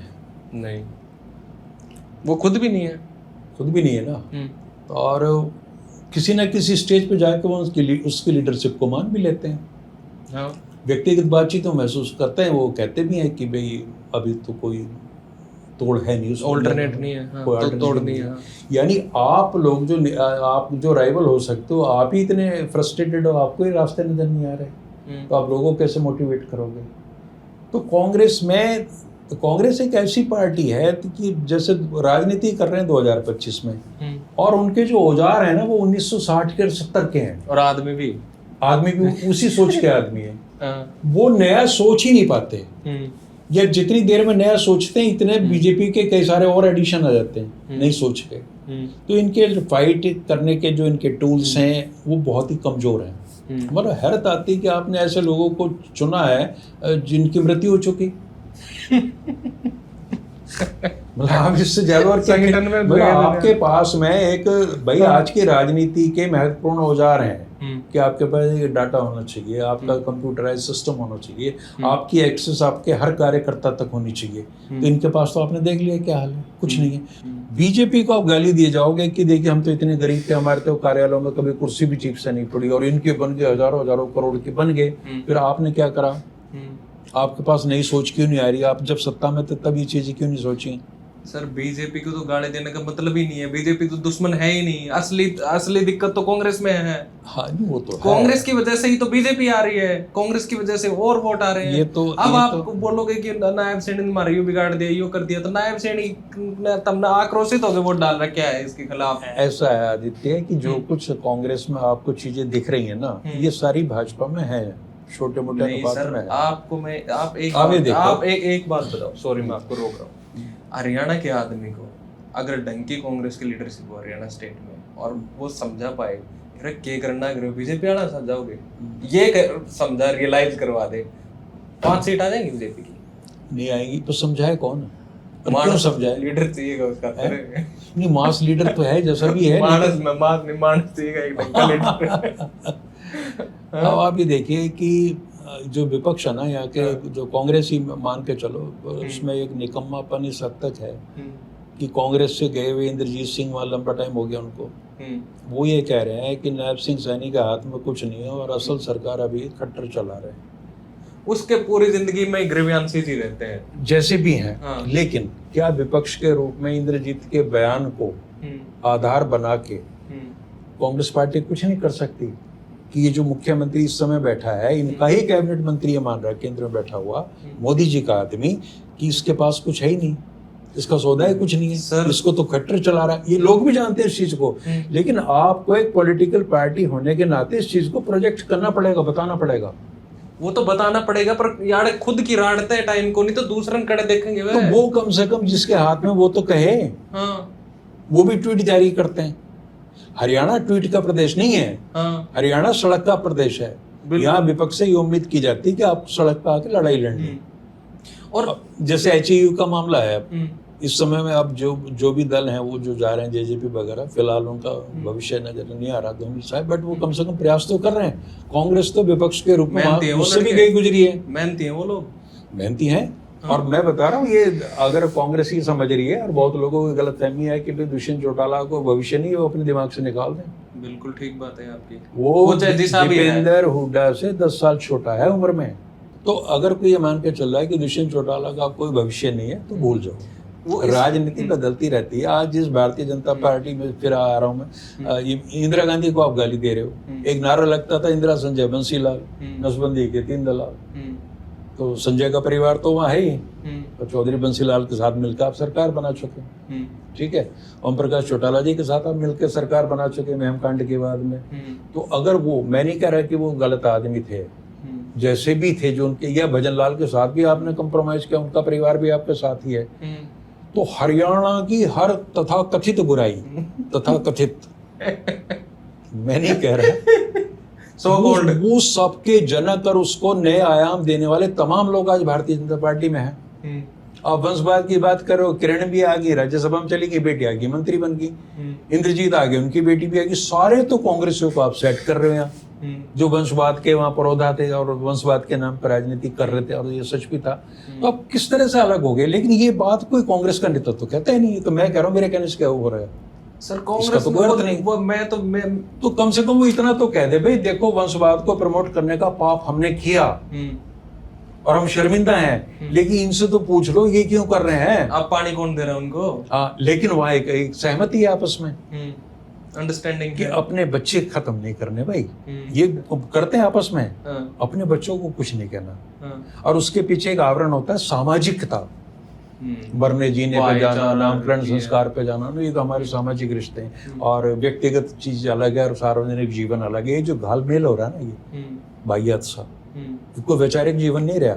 व्यक्तिगत है, सार्वजनिक है और सामाजिक है, वैचारिक नहीं है। जिस विचार को सबसे ज्यादा महत्व दी जानी चाहिए थी राजनीति में, जो मैंने शुरू में कहा था कि बहुत पवित्र और बहुत अच्छी चीज है राजनीति, लेकिन राजनीति को गंदा करने में और इसके प्रति युवाओं को इसके प्रति उदासीन बनाने में ये जो लोगों की भूमिका रही है, इसको जब तक आम आदमी नहीं समझेगा चीजों को, तब तक ये चीजें दूर नहीं होनी। तो ये पॉलिटिकल पार्टी तो अपने हित की ट्रेनिंग देगी ना अपने लोगों, कार्यकर्ताओं को। इस पूरे समाज पर लोगों को कौन ट्रेंड करेगा? जिन्हें ये वहम है कि हम सर्वज्ञ हैं, सब कुछ हमें पता है, और असलियत ये कि बहुत कुछ ज्यादा नहीं पता। ज्यादा एक हिम्मत नहीं मेरा, और हर किसी बाहर निकट जाने चाल तो। हाँ, तो कल ही हमारे एक बौद्धिक मित्र मिले थे, बोले जी एक किताब है द विजडम ऑफ क्राउड्स, किसी में लेखक का नाम भूल गया, हमारा बड़ा अजीब सा है। और वो बोले कि जी भीड़ में भी एक बौद्धिकता होती है खास किस्म की। तो ये जो भारत में भीड़ बन गई है, इसमें भी कुछ निकलेगा, इसमें से कोई बौद्धिक चीजें निकलने वाली है ना? इसमें तो लिख रहे हैं मोदी। आप राहुल गांधी को बड़ा अच्छे तरीके से जस्टिफाई करके कि भाई कॉन्स्टिट्यूशन लेके चल रहा है। नहीं क्या है नहीं, मैं राहुल गांधी को लोग क्यों गाली दे रहे हैं? सुनो तो सही, वो है क्या? नेता है क्या तो वो है। बच्चा है? बच्चा भाई नेता इसलिए कि उसके लोगों ने उसको बना रखा है, अदरवाइज तो वो नहीं है वो। सोचें आपका है मेरा नेता थोड़ी राहुल गांधी, लेकिन जो 99 सांसद चुन के गए उन्होंने बना लिया। और चूंकि एलओपी है पूरे अपोजिशन का, तो और पार्टी ने उसको समर्थन दे दिया। अब आप इसमें क्या कर सकते हो? मैं आपको बताता हूं। बट एक चीज मैं बता दूं, राहुल गांधी को मैंने अपनी डिफेंड किया नहीं था, अब करूंगा। आप मैं कई बार ये कह चुका हूं कि सिर्फ 2-3 महीने के लिए राहुल गांधी को भारत से बाहर भेज दीजिएगा, बस एक काम करो। या ये कह दे कि भी मैं थक गया हूँ, बिल्कुल जो इंसानी चीजें होती हैं, लड़ लड़ के मैं थक गया और मुझे, मैं इस निष्कर्ष से पहुंचा हूँ कुछ नहीं हो सकता। इस चीज का सबसे बड़ा दुख अगर किसी व्यक्ति को होगा तो नरेंद्र मोदी होंगे। कांग्रेस का ऑफिशियल प्रेसिडेंट में मिस्टर खड़गे हैं। आप एक बार भी आलोचना करवा के दिखा दो ना भाजपा के नेताओं से, कर ही नहीं सकते, है ना? चूंकि बहुत बड़ा फैक्टर डी आके खड़ा हो जाता है। दलितों पे हमला, दलितों पे हमला। राहुल गांधी के पास क्या बेचारे कि किस पे हमला? उनका तो एक प्रदेश भी नहीं, तो कहाँ के रहने वाले? देश रहे उनका, कुछ नहीं पता, है ना? तो मैं ये कह रहा हूँ राहुल गांधी इतना ताकतवर आदमी है आज की डेट में भी कि वो अपने दुश्मन को निहत्था कर देगा अगर बैठ जाए चुपचाप जाके। सारी पार्टी इसी काम पे लगी रहती कि लंदन चला गया। उसने कहा जी लंदन नहीं गया, वो कहीं और गया। भाजपा बोली कहीं और गया, सर कि नहीं लंदन गया। आप देखिए हमारा स्तर क्या हो रहा है बातचीत का। अरे वो जेट सिक्योरिटी में है यार, आपको पता होना चाहिए कहाँ जा रहा है कहाँ नहीं जा रहा। मरवाओ के गस को बाहर भेज के, तो वो पता ही नहीं कहाँ जा रहा है वो। अमित मालवीय उधर से कहते हैं कि नहीं पवन खेड़ा जी आप गलत कह रहे हो, वो लंदन नहीं, उसने बहरीन की फ्लाइट ली थी। अब चूंकि डायरेक्ट फ्लाइट है तो वो इस रास्ते से क्यों गया? अब इन प्रश्नों पर आपका भारत का नेतृत्व चर्चा कर रहा है। आप सोच के देखिए आदित्य, आप सिर्फ हंस सकते हो या अपना सिर फोड़ सकते हो। दोनों पार्टियां इस चीज में उलझी हैं कि राहुल गांधी क्यों इतना महत्वपूर्ण है, मेरी समझ में बात नहीं आ रही। सर एक बड़ी पार्टी का लीडर है इसलिए है। नहीं ना, वो आपने पप्पू कह के उसको खारिज कर दिया, अपने ऊपर और ऐसी तैसी करा लिया, अपने आप को फेंकू कहलवा लिया। या तो आप उसका लेवल उस तक चिपका के अपने आप सेफ रहते ना। तो अब भाजपा जनता पार्टी के एक नेता से मेरी बातचीत हो रही थी, बोले जी आप मोदी जी के खिलाफ क्यों? मैंने भाई हम मोदी जी के कतई खिलाफ नहीं, आपको ये लगना चाहिए कि हम उनके खिलाफ हैं। पहली तो बात ये बताओ कि क्या आपकी मोहब्बत नाकाफी है उनके लिए? मतलब मेरे या मेरे जैसे लोगों की मोहब्बत के सहारे ही जिंदा रहेंगे क्या वो? बड़े लीडर हैं, नॉन बायोलॉजिकल एंड डिवाइन है सारी चीजें। तो अगर कुछ लोग उनका विरोध कर भी रहे हैं तो करने दो उनको, इसमें कौन सी बड़ी बात है। और मैंने हमें कोई दिक्कत नहीं है, किसी को कोई दिक्कत नहीं है अगर मोदी शांत मन से प्रधानमंत्री बनने के बाद अपना काम करते रहते चुपचाप। उनका बड़बोलापन, उनकी एरोगेंस, यहाँ प्रॉब्लम है सिर्फ। नहीं तो भारत में तो एक से एक निकम्मे लोग देखे हैं, कोई दिक्कत नहीं है हमें। तुम कुछ मत करो यार, हमें चाहिए कुछ नहीं। हम 90 करोड़ 5 किलो आटे पे तैयार बैठे ना, हमें क्या चाहिए? इतना बढ़िया देश कहीं मिलेगा, ओबीडिएंट सोसाइटी। बट आप ना ये चीजें फेंकनी शुरू मत करो। ऐसे मत दिखाओ कि 2014 से पहले ये सपेरों का देश था और यहाँ लोग सब भूखे मर रहे थे, ये मत दिखाओ। ये ऑनगोइंग प्रोसेस है, डेवलपमेंट का चलता रहता है भैया। जीटी रोड शेरशाह सूरी से पहले भी थी, सारी चीजें थी। अंग्रेजों के टाइम में भी इंजीनियरिंग कॉलेजेस बन चुके थे, रुड़की का हमारा बहुत बड़ी यूनिवर्सिटी थी, सारी चीजें थी। उन चीजों को ही आगे बढ़ाया।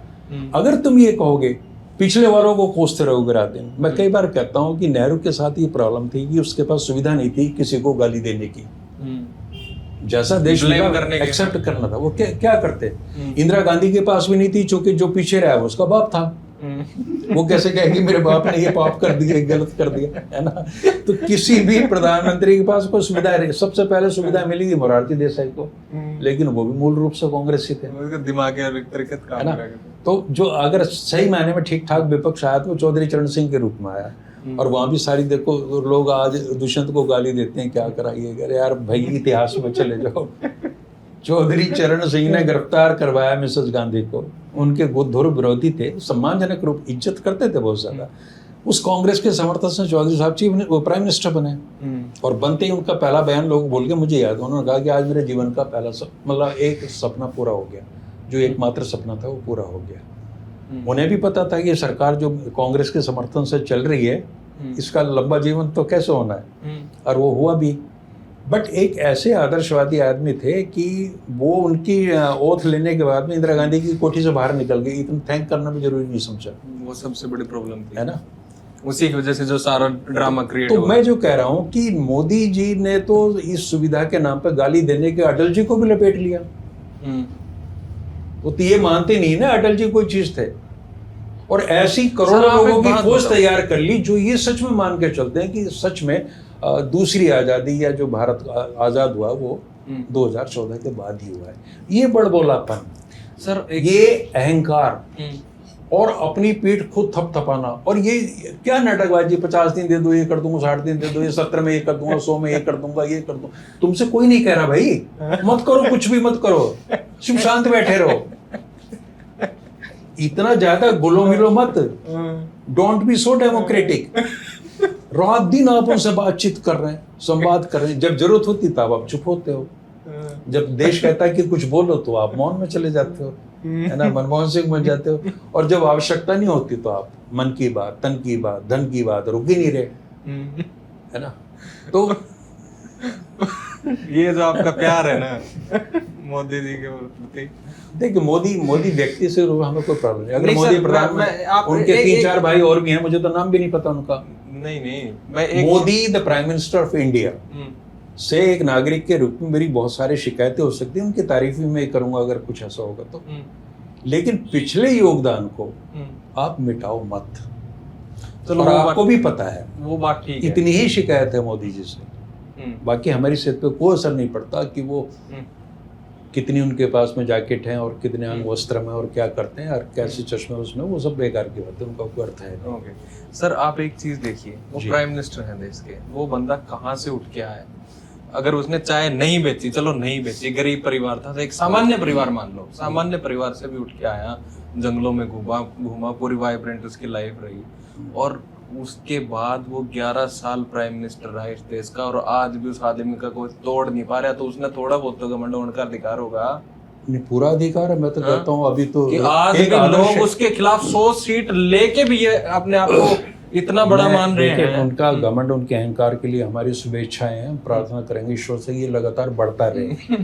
और हमारा एक मानक माना जाता है महर्षि रावण को, उससे भी ऊपर चले जाए, अगर उसको भी क्रॉस करें, हमारी शुभकामनाएं है, चलते रहे, हमारी सिर पे कोई असर नहीं पड़ रहा, क्योंकि इसके क्या नुकसान है क्या फायदे हैं ये वो हमसे बेहतर समझते हैं, है ना। तो वो उस काम के लिए उनको शुभकामनाएं। रही बात साधारण पृष्ठभूमि से उठ के, साधारण पृष्ठभूमि तो मेरे ख्याल से लाल बहादुर शास्त्री की इनसे भी बहुत ज़्यादा दयनीय स्थिति थी। ही also became the prime minister. Sir वो और अगर नेहरू अगर अपने टाइम में अरबपति थे उस समय, तो ये इसके लिए आप दोष तो नहीं दे सकते कि मोतीलाल नेहरू ने इतनी लुटा दिया था आखिर तक सब कुछ, है ना, लूट ही गया तो था। ये कोई बात नहीं है कि जी मैंने, अब हमारे सबके संघर्ष ऐसे ही रहे, सारा भारत ऐसे ही तो निकल रहा है। 2025 में भी आपके पास एक ऐसा भारत है जहां लोग चाय बेचने की स्थिति नहीं है, बोले इतने पैसे नहीं कि चाय का ठेला भी लगा लें। तो इन्हीं में से कोई ना कोई भावी नेतृत्व निकलेगा देश का।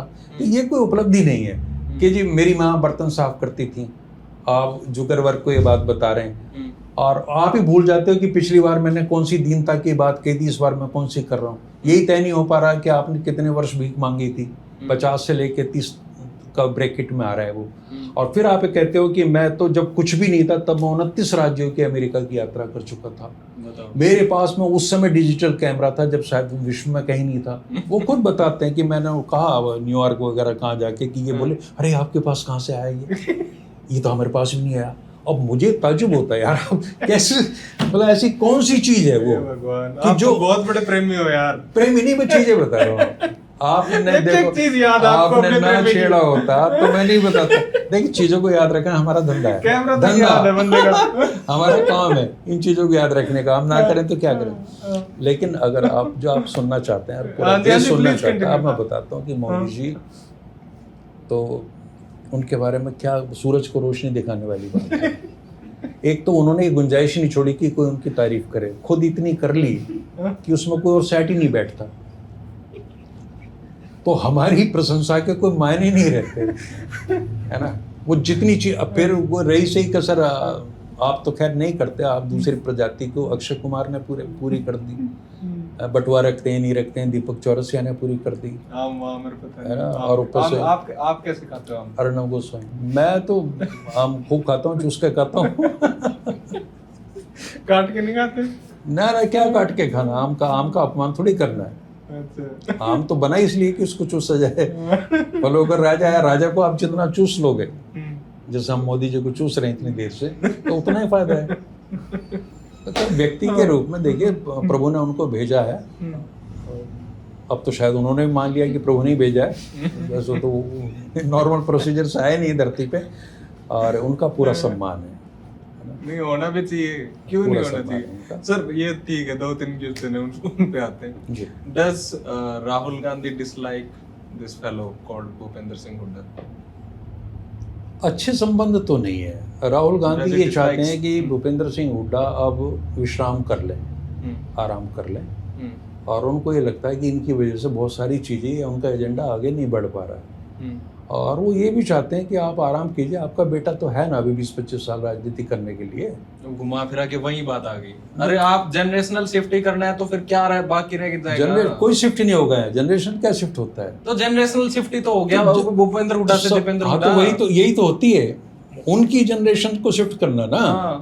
और किसको? तो जनरेशनल शिफ्ट नहीं हो जाएगा राज? हाँ तो हो जाए, उनके दिक्कत है। तो राहुल गांधी भी तो उसी कड़ी से आ रहे हैं, वही हो जाएगा जो राहुल गांधी भी तो वहीं से आ रहे हैं, उनके पास कौन सा मॉरल फोर्स है? तो मैं भी तो वही कह रहा हूँ। आप ये छोड़ो, राहुल गांधी के पास कोई नैतिक शक्ति नहीं है कहने की कि अपने बच्चों को प्रमोट मत करो, क्योंकि उनकी माताजी उनको प्रमोट कर रही हैं।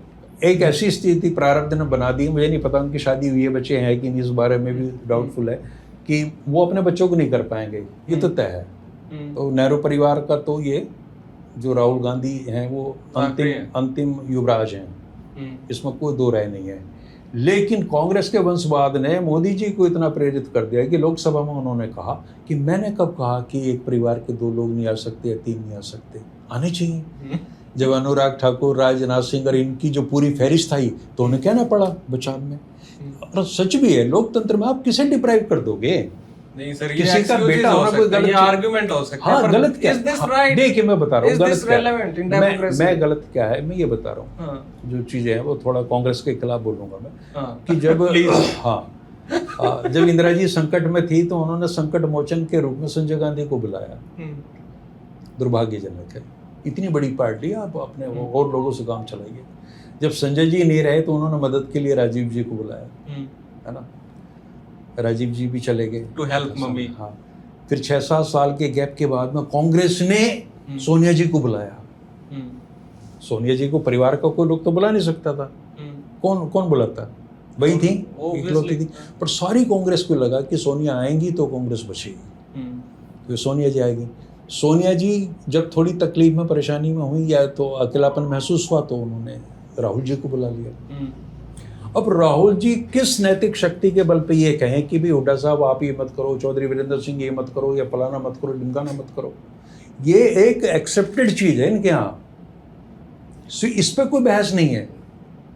पर वो कांग्रेस के ये अंदर भी तो कुछ कहता चीजें है कि नया राजनीतिक उदय हो, नए लोगों को भी जगह मिले। इसी में से उनको ये लग रहा है राहुल गांधी को कि वो child is the father of the man, क्या होता था वो, हाँ, कि शायद इनकी औलाद इनसे बेहतर है, वो ये उनको कहीं ये गलतफहमी है। आप मानते हो? हाँ, या हरियाणा वालों की नहीं है। कुछ मसलों पे है, कुछ पे नहीं है। देखो दीपेंद्र हुड्डा विदेश में पढ़े हैं, कैले स्कूल ऑफ बिजनेस से पढ़े, यूएसए से, और इंजीनियर हैं, वो काबिल हैं, आप वहाँ मत ले जाओ मेरे को। और दुष्यंत भी इक्वली इंटेलिजेंट है। दुष्यंत को उसको कंपेयर कहाँ कर रहे हैं? मैं इंटेलिजेंट, मैं तो देखो चोटाला, और एक हरियाणा की राजनीति चोटाला की एक और जो खासियत मैं आपको बता दूं कि यहाँ मुख्यमंत्री बनने से पहले कोई लीडर नहीं होता, एक्सेप्ट चौधरी छोटूराम और चौधरी देवीलाल, मास लीडर होते हैं। बाकी यहाँ क्या मुख्यमंत्री बनने के बाद में लीडर बनने का प्रोसेस हो। 91, 96, 98 3 चुनाव मेरे ख्याल से चौधरी देवीलाल को हराए भूपेंद्र सिंह हुड्डा ने, लेकिन लीडर नहीं बने थे। लेकिन जैसे ही 2005 में चीफ मिनिस्टर बने तो process of becoming a leader start हो गया, और वो लीडर बन गए, चूंकि वो कुछ दाता बन गए, देने की स्थिति में थे सबको, इसको ये दे देंगे, उसको ये दे देंगे, उसको ये दे देंगे। साधन इतने हो गए कि दिल्ली एक मुट्ठी में, हरियाणा दूसरी मुट्ठी में, ऐसे लीडरशिप बनती है। अब इस कौन मुट्ठी को खोलना चाहेगा? ये बात भी है। और जो आपने कहा था ना कि राहुल गांधी नितांत अकेले व्यक्ति हैं, कमजोर आदमी है, अकेला ही करता है, एक ही आदमी राज करता है, हाँ, एक तो ही आदमी का जनता तो थॉट चाह चलता रही है, है। जनता तो चाह रही है, लेकिन ये बात उसको कौन समझाए, और हम क्यों समझाएं? हमारा काम थोड़ी है समझाने का। नहीं, हमारा काम। और अगर वो तो हमें डिस्कस आदर कर के रहे हैं। साथ आमंत्रित करे और पूछे तो हम तो बताएंगे इनको, हमारी समझ में क्या समाधान है, तो आप भी बता दोगे। आपको वैसे भी काफी लोगों ने आमंत्रित किया है आदर के साथ। हाँ, करते रहते हैं। लुटिया डुबाया है? नहीं, लुटिया के डूब, वो उनके कर्मों से डूबती है। देखो हम तो रेडिएशन के शिकार हैं।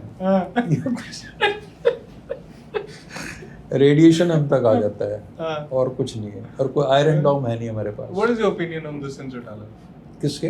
Dushyant Chautala. What's your opinion on Dushyant Chautala के भविष्य को लेके लोग इस समय आप बात करोगे तो बोला खत्म है, खत्म कहानी, खत्म। रूल आउट कैसे कर सकते हो आप किसी पॉलिटिशियन? लेकिन मुझे नहीं लगता, चूंकि एक चीज तो उसके पास जो टाइम है ना वो उसके फेवर में है। नंबर 2, वो समझ है राजनीति की, ठीक है, लोगों को पसंद नहीं आया, लेकिन भाई वो डिप्टी चीफ मिनिस्टर रह लिया 4-5 साल, थोड़ी बहुत समझदारी है। अब सत्ता की लड़ाई लड़ रहे हो ना।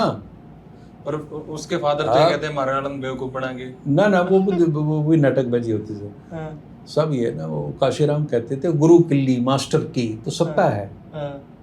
तो अब वो भी प्रयास कर रहे हैं, दूसरे वाले भी प्रयास कर रहे हैं। उन्होंने कहा भी एक दिन के लिए मुझे चीफ मिनिस्टर बना दो, तो मैं सारे हरियाणा के बदमाशों को छोड़ के भाग जाएंगे हरियाणा।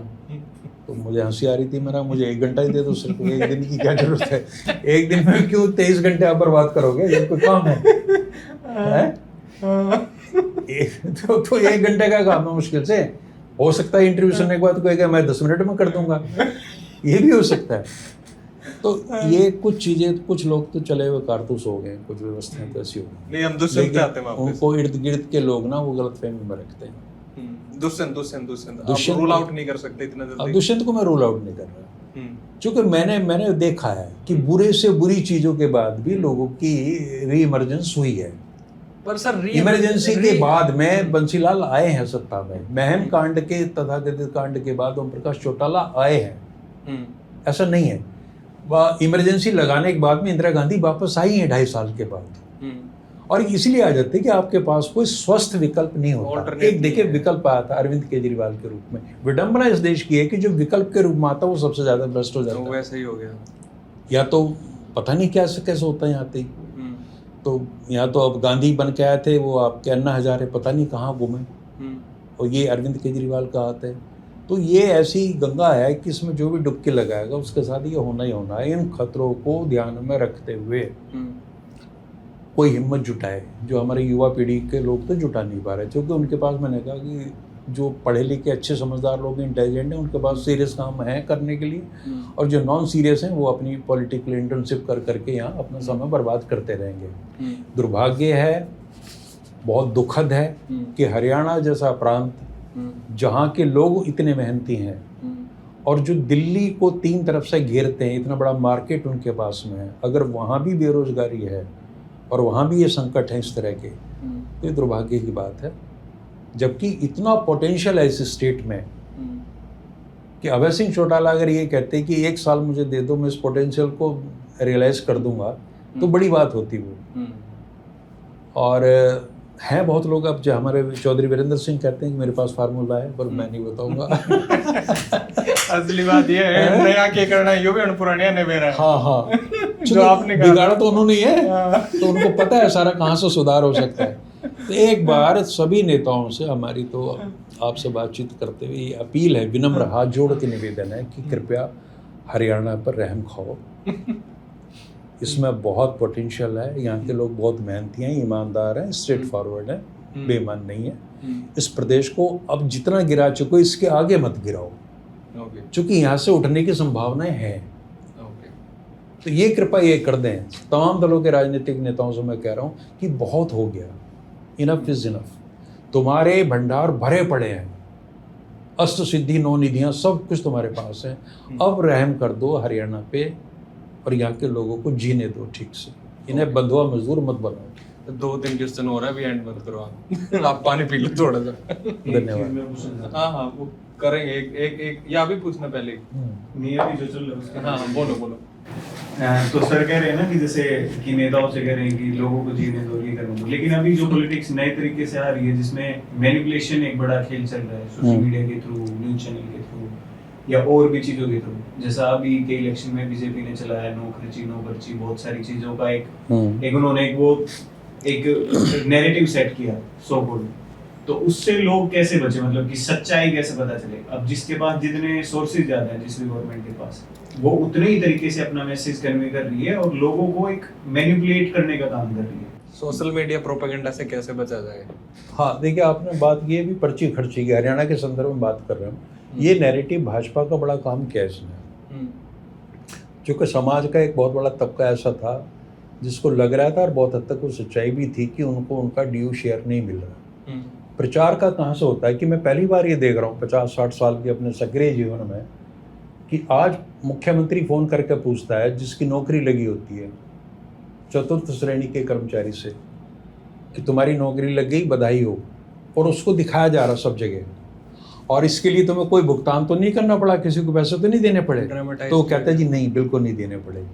फिर इसको एक स्टैंडर्ड मान के बहुत लेवल पे ये चीज़ें प्रमोट की जाती हैं। तो भारतीय जनता पार्टी प्रचार तंत्र के साधनों का जितना प्रयोग करने में एक्सपर्ट है, उतनी तो कांग्रेस वाले कभी सोच भी नहीं सकते। उनके पास तो पूरा एक पैराफर्नेलिया है जो इसी में लगा रहता है, और वो अपने नैरेटिव को कर देते हैं। नैरेटिव का मतलब हमेशा सही नहीं होता है। नैरेटिव तो वैसा नया सा वर्ड है कि जो चीज़ नहीं आप वो एस्टेब्लिश कर रहे हो ना, है ना। तो अपने झूठ को बड़े आराम से वो स्थापित करने की कला में बहुत पारंगत हैं, दक्ष हैं, और कांग्रेस के पास ये प्रतिभा है ही नहीं। और वहाँ दिक्कत ये है कि कैसी भी है, भारतीय जनता पार्टी के पास में एक संगठन है जो विजिबल है, दिखता है। कांग्रेस के पास एक नेता होता है जिससे देख देख कर लोग बोर हो चुके हैं, ऑर्गेनाइजेशन वहाँ यह है नहीं। दूसरा पार्ट है, उनकी एजुकेशन बहुत पुअर है। कांग्रेस में लोग 20-20 साल से रह रहे हैं, they don't know what is Congress, है ना। डायबिटीज के पेशेंट है, लेकिन उन्हें नहीं पता है कि नॉर्मल वैल्यू शुगर की क्या होती है। ये कांग्रेसियों की हालत है, और नेता ही नहीं चाहते कि लोग एजुकेटेड हों, इनको शिक्षित हों। BJP on the other hand अपने ऑर्गेनाइजेशन को हमेशा बिजी रखती है, टास्क पर रखती है, और नई नई चीज़ें करती रहती है, आयोजन करती रहेगी दुनिया भर के, रोज आयोजन करेगी, तो उनको व्यस्त रखती है। एक बड़ा तबका ये है जिसको ये लग रहा है कि हम अखंड हिंदू राष्ट्र के बहुत करीब हैं, वो पूरी ताकत से लगाओ, उसका कोई स्वार्थ नहीं है, वो लेना कुछ नहीं उसको, वो आइडियोलॉजिकल लगा हुआ। हाँ वो आइडियोलॉजिकल है, अखंड भारत बनेगा। और जब योगी जी होंगे वगैरह वगैरह, 2047 में तो ये चीज़ होनी है। तो एक उसने एक ऐसा लॉलीपॉप दे दिया है कि जिसके सहारे लोग अभी जुटे हैं, उन्हें कुछ और चाहिए नहीं। तो हिंदू राष्ट्र जैसी एक प्रबल भावना लोगों में स्थापित करने में बड़ी भूमिका उन्होंने अदा की है। बनेगा ही नहीं बनेगा वो बात की बात है। तो भाजपा को मैं इस दृष्टि से बहुत सामर्थ्यवान पार्टी मानता हूँ कि उसने अपने आर्थिक संसाधनों का प्रयोग भी बहुत सलीके से किया है। और कार्यकर्ताओं की ट्रेनिंग जब तक नहीं, कांग्रेस में एक होता था ऐसा कांग्रेस सेवा दल, बहुत अच्छा था, दरिया वगैरह बिछाते थे वो। एक दौर में एक कांग्रेस विचार मंच भी बना था, जनार्दन द्विवेदी उसके राष्ट्रीय अध्यक्ष बने थे। पता नहीं है कि नहीं, वो अकबर रोड पे या जहाँ भी बैठते हैं उनको भी नहीं पता होगा, कोई विचार प्रकोष्ठ बना था। और बुद्धिजीवी प्रकोष्ठ भी होते हैं। आप उनकी हालत देख लो क्या है, खत्म कर रखे। एक ही आदमी तय करेगा बुद्धिजीवी प्रकोष्ठ कौन चलाएगा, फला प्रकोष्ठ कौन चलाएगा। सारी योग्यताएं उसी व्यक्ति में जो वो तय कर रहा हो वहां से बैठ के। ये बात है। और उसमें कितनी योग्यता है ये भी एक। सर इसी को मैं आगे बात करूं तो हरियाणा ये भी कहते हैं कई लोग कि भाई बीजेपी की जो प्लानिंग है वो कांग्रेस वाले समझना तो दूर उसको वो डिकोड भी नहीं कर पाते हैं, क्योंकि आपने जैसे ये सारे रीजंस ये सारे बताए। पर इसी को मैं एक और चीज बताता हूँ सर, आप उस पर अपना ओपिनियन बताना कि कई बार ये होता है कि डेमोक्रेसी जो होती है उसमें लोग डिमोरलाइज हो जाते हैं। आप जैसे आप चुने गए हो, आपको वोट दिया और 1 महीने में ही आपके खिलाफ 4 साल 11 महीने आपसे खिलाफ रहेंगे वो आपको मतलब इस तरीके से रहेंगे कि भाई आपके विरोध में ही है। तो जब ये सारी चीजें होती हैं तो कोई ना कोई नया आइडिया, मैं बार नए आइडिया की बात कर रहा हूँ, वो किसी ना किसी प्लेटफॉर्म के थ्रू आता है। तो जैसे पिछले 20 सालों में देखें, अगर हम 20 या 25 सालों में वर्ल्ड में देखें तो ऐसे कई आंदोलन हुए जिसमें इंटरनेट की वजह से, सोशल मीडिया की वजह से चेंजेस हुए और बहुत वास्ट चेंजेस हुए। चाहे एल सल्वाडोर जो सेंट्रल अमेरिका का एक देश है, वहां पे एक भाई साहब एडवर्टीजमेंट फर्म चलाते थे, वो प्राइम मिनिस्टर बने। ऑक्यूपाई वॉल स्ट्रीट एक प्रोटेस्ट हुआ 2011 में, अरब स्प्रिंग आया, अपने यहाँ अन्ना आंदोलन हुआ, ये कि येलो वेस्ट प्रोटेस्ट हुआ फ्रांस में, जिसमें येलो वो पहन के वो बैठ गए थे जो अपने पुलिस वाले की, हम एटलीस्ट हम आपको दिखाई तो दें कि हम प्रोटेस्ट कर रहे हैं। तो ऐसा कोई प्रोटेस्ट इंटरनेट के माध्यम से क्या हरियाणा की राजनीति में संभव है? नहीं। मैंने इतनी देर क्वेश्चन पूछा मेहनत करी, आपने एक के शब्द में कर दिया। नहीं, इंटरनेट एक बहुत अच्छा टूल है, नो डाउट। एक तो ये कि जिन देशों के आपने नाम लिए वो छोटे छोटे मुल्क हैं, बहुत छोटे पॉपुलेशन है, ये इतना अपने बड़ा जैसे ही मुल्क है जैसे हरियाणा का, इसीलिए मैंने हरियाणा को कंपेयर किया। दुनिया में सबसे बड़ी आबादी हमारी, अब तो चीन भी बहुत पीछे रह गया हमसे, बहुत नहीं थी लेकिन पीछे है। और यहाँ एक आंदोलन गांधी ने चलाया था, उनको भी 20-25 साल लगे, और वो आंदोलन चलाते थे 6 महीने और उसके बाद 10 साल रेस्ट करते थे। आंदोलनों से भी देश बोर हो जाता। और अभी लेटेस्ट जो आंदोलन इन्होंने अन्ना वाला देखा था, उससे निराशा हुई। किसान आंदोलन इतना जबरदस्त चला, उसका परिणाम भी फ्रस्ट्रेशन में आया, निराशा में। बेशक सरकार ने वो वापस ले लिए, बैक ट्रैक किया, लेकिन परिणाम नहीं। तो लोगों के मन में ये चीज़ बैठ चुकी है कि हमारा जो भी नया आदमी नई चीज़ लेके आएगा, क्रेडिबिलिटी की प्रॉब्लम है, उसकी साख नहीं है, इंटेग्रिटी नहीं है। हम कहाँ से गांधी लाएं? पर आइडिया तो चेंज कर सकते हैं ना सर समाज को। रादर वो आइडिया ज्यादा महत्वपूर्ण है या वो आदमी ज्यादा महत्वपूर्ण? आदमी ज्यादा महत्वपूर्ण है भारत के संदर्भ में। यहाँ वाहक जो होगा ना आइडिया का, वो मैटर करता है। जैसा भी है, नरेंद्र मोदी जी एक आइडिया के वाहक हैं, वोल्टायर वाली बात है। हाँ, बिना पर्सनैलिटी के हमारी आइडियोलॉजी का कोई अर्थ नहीं है। यहाँ व्यक्ति महत्वपूर्ण है। राष्ट्रीय स्वयंसेवक संघ में व्यक्ति पूजा को सबसे खतरनाक चीज माना गया। वो अपने गुरु के रूप में भी ध्वज मानते हैं भगवान, वहां भी व्यक्ति नहीं है। लेकिन अब जब आप प्रैक्टिकल पॉलिटिक्स में आए तो पर्सनैलिटी कल्ट सबसे ज्यादा अगर कहीं रही है तो वो भाजपा में है, जहाँ एक व्यक्ति ही सारी चीजें तय कर रहे हैं। सर आप घुमा फिरा के उस व्यक्ति पे बार आ जाते हो सारी बात। देखिए, वो सर्वव्यापक है, सर्वशक्तिमान है, आप उनसे अलग नहीं हो सकते। आपसे बात करके ऐसा लगता है कि टीनेज में नया ब्रेकअप होता है ना बच्चे का, तो वो उनसे बात करो तो सारे घुमा फिरा के वो ब्रेकअप वाली लड़की पे ही आ जाएगा। मैं तो इसको पार्टी भारतीय मोदी पार्टी कहता हूँ, जनता पार्टी कहता ही नहीं कभी। आप देश को ही मोदी पार्टी कहना शुरू कर देते ना, देश तो नहीं है ना अभी, देश तो अभी 65% उनके खिलाफ है। अभी वो नेहरू के मत प्रतिशत को और सीटों की संख्या को टच नहीं कर पाए अभी तक। ओके सर, एंड करते हैं। किसी को कुछ पूछना है? Thank you. सर बड़ा एक्साइटेड है, थैंक यू बोलते हैं मेरे साथ। नहीं आप कुछ पूछना है तो बताओ। बताओ। एक नेशनल लेवल की बात करते हैं जी। कि जैसे हमारा ये देश, हम लोग जो अभी जो समाज भी चल रहा है, हमें एक अथॉरिटेरियन, एक स्ट्रॉन्ग लीडरशिप पसंद आ रहा है लोगों को। तो जो चल रहा है उस हिसाब से क्या हमारा देश डेमोक्रेसी को अंडरमाइन करेगा? क्या इसके चांसेस हैं? और या एक बस एक डेमोक्रेसी फसाड रह जाएगा और एक्चुअल अथॉरिटेरियन ही रूल करेंगे इसको? क्या देखिए, अगर थोड़ा सा हम पीछे जाएं तो अभी तक भारत ने असली लोकतंत्र कभी देखा ही नहीं। और वो इसलिए नहीं देखा कि वो लोकतंत्र ना हमारे राजनीतिक व्यवस्था में तो बहुत बाद में है, वो हमारे सामाजिक जीवन में भी नहीं है, पारिवारिक जीवन में भी नहीं है। हम वहाँ भी अथॉरिटेरियन हैं, हम अपने फैमिली में भी अपनी चलाते हैं। वहाँ हम कितने डेमोक्रेटिक हैं, आप देख लो किसी परिवार में। मतलब आज भी बाप तय करता है कि बच्चे का भविष्य क्या होगा। तो ना तो हम पारिवारिक जीवन में लोकतांत्रिक हैं, ना हम अपने सामाजिक जीवन में लोकतांत्रिक हैं। और हम अधिनायकवादी प्रवृत्ति हमारे अंदर बहुत ज़्यादा है। इसीलिए हम जब कोई अधिनायकवादी व्यक्तित्व आता तो हम उसकी पूजा करने लगते हैं, है ना। हमें कड़ा और सख्त आदमी चाहिए। पटेल क्यों चाहिए? क्योंकि नेहरू जैसे लिबरल नहीं है। पटेल डंडा उठाना जानते थे। हैदराबाद के निजाम से बात करने का उनका जो सलीका था वो कुछ और था। तो हम बेशक अंदर से हम खुद कायर हैं, लेकिन हमें बहादुर आदमी चाहिए नेता के रूप में। हम अंदर से हो सकता है लुंजपुंज से डेमोक्रेटिक हों, लेकिन हमें बाहर एक अथॉरिटी चाहिए। हमने इंदिरा गांधी की तानाशाही को पसंद किया, वो भी तो इसी स्थिति में रहती थी। और जो भी रहता है, अब आज हरियाणा के संदर्भ में बात करूं, चौधरी बंसीलाल को लोग बहुत याद करते हैं। उनसे पूछो क्या वजह, बोले ब्यूरोक्रेसी की सवारी करना जानते थे वो। थर थर लोग उनसे कांपते थे। अब ये क्या है? ओम प्रकाश चौटाला बोले कि उनकी प्रेजेंस मात्र से IAS का DCSP का पेशाब निकल जाता था। ये कहाँ से आती हैं ये चीजें? हम इन चीजों को क्यों पसंद करते हैं?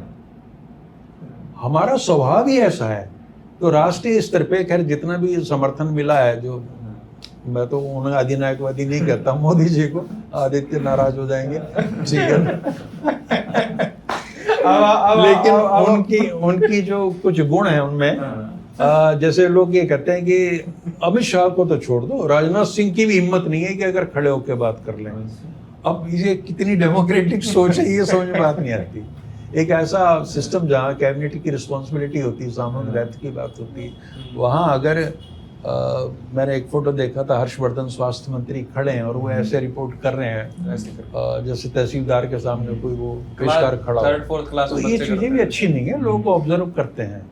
अधिनायकवाद बहुत बुरा भी नहीं है अगर आपकी नीयत साफ है। तो अगर आप कुछ करना चाहते हैं तो अच्छी बात है। आपकी मेरी जिंदगी में उस अधिनायकवाद से या तानाशाही से क्या फर्क पड़ने वाला है? और जिस मुल्क ने 200-250 साल अंग्रेजों को सहन किया हो, तो कहाँ डीप रूटेड डेमोक्रेसी कहाँ? आज भी हम उनको याद करते हैं। उसके लिए सबसे पहले एक एजुकेशन सिस्टम को लेकिन ठीक करना आप पड़ेगा। जब लठ को, हिंसा को, अधिनायकवाद को, तानाशाही को जब आप सपोर्ट करते हैं तो ये बहुत गंभीर चिंता का विषय भी है। और वो बहुत सूक्ष्म चीजें हैं अंदर जाने की, कि कहीं हमें इंडियन साइकी को में कहीं सुधार की जरूरत है। ये तो हाँ, बोलो इसी के कॉन्टेक्स्ट में कंटिन्यू करते हुए जी, एरोगेंस पावर गिव अप नहीं करता। तो 2029 के कॉन्टेक्स्ट की बात करें हम, और अमित शाह ने पब्लिकली भी ये बोला है, एक स्टेटमेंट थी कि हम उनकी मोदी जी की रास्ते पे हम इलेक्शन लड़ेंगे पर मोदी जी नहीं लड़ेंगे। तो क्या होगा? What is the future according to you for BJP? ये फ्यूचर, ये भारतीय जनता पार्टी के हौसले बहुत बुलंद हैं। और भारतीय जनता पार्टी तो मैं नहीं कह सकता, लेकिन एक जो और संगठन है RSS, उसमें कहीं इस बात को लेकर चिंताएं हैं कि अब काफ़ी हो चुका और अब हमें एक नई लाइन, नई पीढ़ी और नई चीज़ों के साथ बढ़ना है। क्योंकि ये जो फेजेस होते हैं ना, कि आप हमेशा एक मूड में नहीं, अतिवाद फिर थोड़ा सा सॉफ्ट, फिर अतिवाद, ऐसी चीजें चलती हैं सारी की सारी। एक्सट्रीम पोजीशन आप हमेशा के लिए नहीं ले सकते। संघ कहीं ये महसूस कर रहा है कि ये जो हो चुका है इतना पर्याप्त है, इसीलिए वो एक ऐसा अध्यक्ष चाहते हैं जो उनके थोड़े से नियंत्रण में हो। और मोदी जी को भी वो तो अपनी तरफ से सलाह दे चुके हैं कि अब आप विश्राम कर लें, 75 साल के हो रहे हैं। वो करेंगे नहीं करेंगे वो अलग बात है। संघ की चिंता जरूर है, क्योंकि बेसिकली बीजेपी इज ए प्रकोष्ठ ऑफ आरएसएस, राजनीतिक प्रकोष्ठ है राष्ट्रीय स्वयंसेवक संघ का। और सबसे बड़ी बात इन 10 वर्षों में ये हुई है कि आज राष्ट्रीय स्वयंसेवक संघ ये नहीं कह सकता कि हम मात्र सांस्कृतिक संगठन और हमारा राजनीति से कोई लेना देना नहीं। आरएसएस हैज एक्सपोज्ड इटसेल्फ पूरी तरीके से। RSS is a political party और बीजेपी उसका एक इलेक्टोरल विंग है। ये लोगों की समझ में आ गया है और लोग इस देश के ये भी जान चुके हैं कि अब देखिए इनका एजेंडा भी खत्म हो रहा है। 370 राम मंदिर हो गया, समान नागरिक संहिता वो कभी भी कर देंगे। तो जो बड़े बड़े काम थे जो कांग्रेस से अलग थे वो ये कर चुके हैं। और सबसे बड़ी बात अंत अगर आप मुझे इजाजत देंगे तो राजेंद्र माथुर बहुत वरिष्ठ पत्रकार हुए, उन्होंने ये कहा था कि इस देश में कांग्रेस का राज हमेशा रहेगा, उस पार्टी का नाम आप कुछ भी रख लो। क्यों? क्योंकि कांग्रेस इज ए कल्चर, एक संस्कृति है। बहुत अच्छी संस्कृति नहीं है, ठीक है, जो भी लेकिन है। तो जो बुराइयां मतलब यहाँ सत्ता की संस्कृति जो कांग्रेस ने पैदा की है वो अभी तक तो सलामत है, बढ़ रही है। 10 साल बाद 20 साल बाद क्या होगा मैं नहीं कह सकता, लेकिन मुझे अपने जीते जी तो कम से कम 25-30 साल में भी जीने की इच्छा रखता हूँ। मुझे कोई परिवर्तन नजर आने की उम्मीद है नहीं।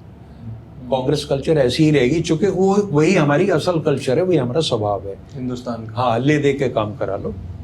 यहाँ पैसे देने वाला जो भ्रष्ट है वो अपने आप को बड़ा ईमानदार समझता है कि मुझे मजबूरी में देने पड़ रहे हैं, है ना। और जो लेने वाला है वो भी मजबूरी समझता है, वो भी भ्रष्ट है। और जो देने वाला परिभाषा तो ये है, लेकिन ये चीजें काम नहीं करती। तो प्रॉब्लम सारी हमारे साथ ही है। वही जो बात मैंने प्रारंभ में कही थी कि नागरिक बोध, आप प्रजा की भावना से उठें, अपने आप को नागरिक समझें। जैसे यूरोप के बहुत देशों में है या अमेरिका में है और भी कई उन्नत देशों में है, तो वो चीज़ जब तक आप नहीं लाओगे तो उसके लिए एक बहुत व्यापक स्तर पे लोगों को शिक्षित किए जाने की जरूरत है। और शिक्षित किए जाएंगे वो शिक्षा के माध्यम से, और कोई तरीका नहीं है। बहुत प्रैक्टिकल सॉल्यूशन हो सकते हैं उसके। नहीं, वो प्राइमरी एजुकेशन और ये तो ठीक करना ही पड़ेगा। एजुकेशन ही व्हाट्सएप से और इन चैनलों से आने लगी है, तो बेसिकली अगली बार थैंक यू फार्म हाउस में श्योर पक्का।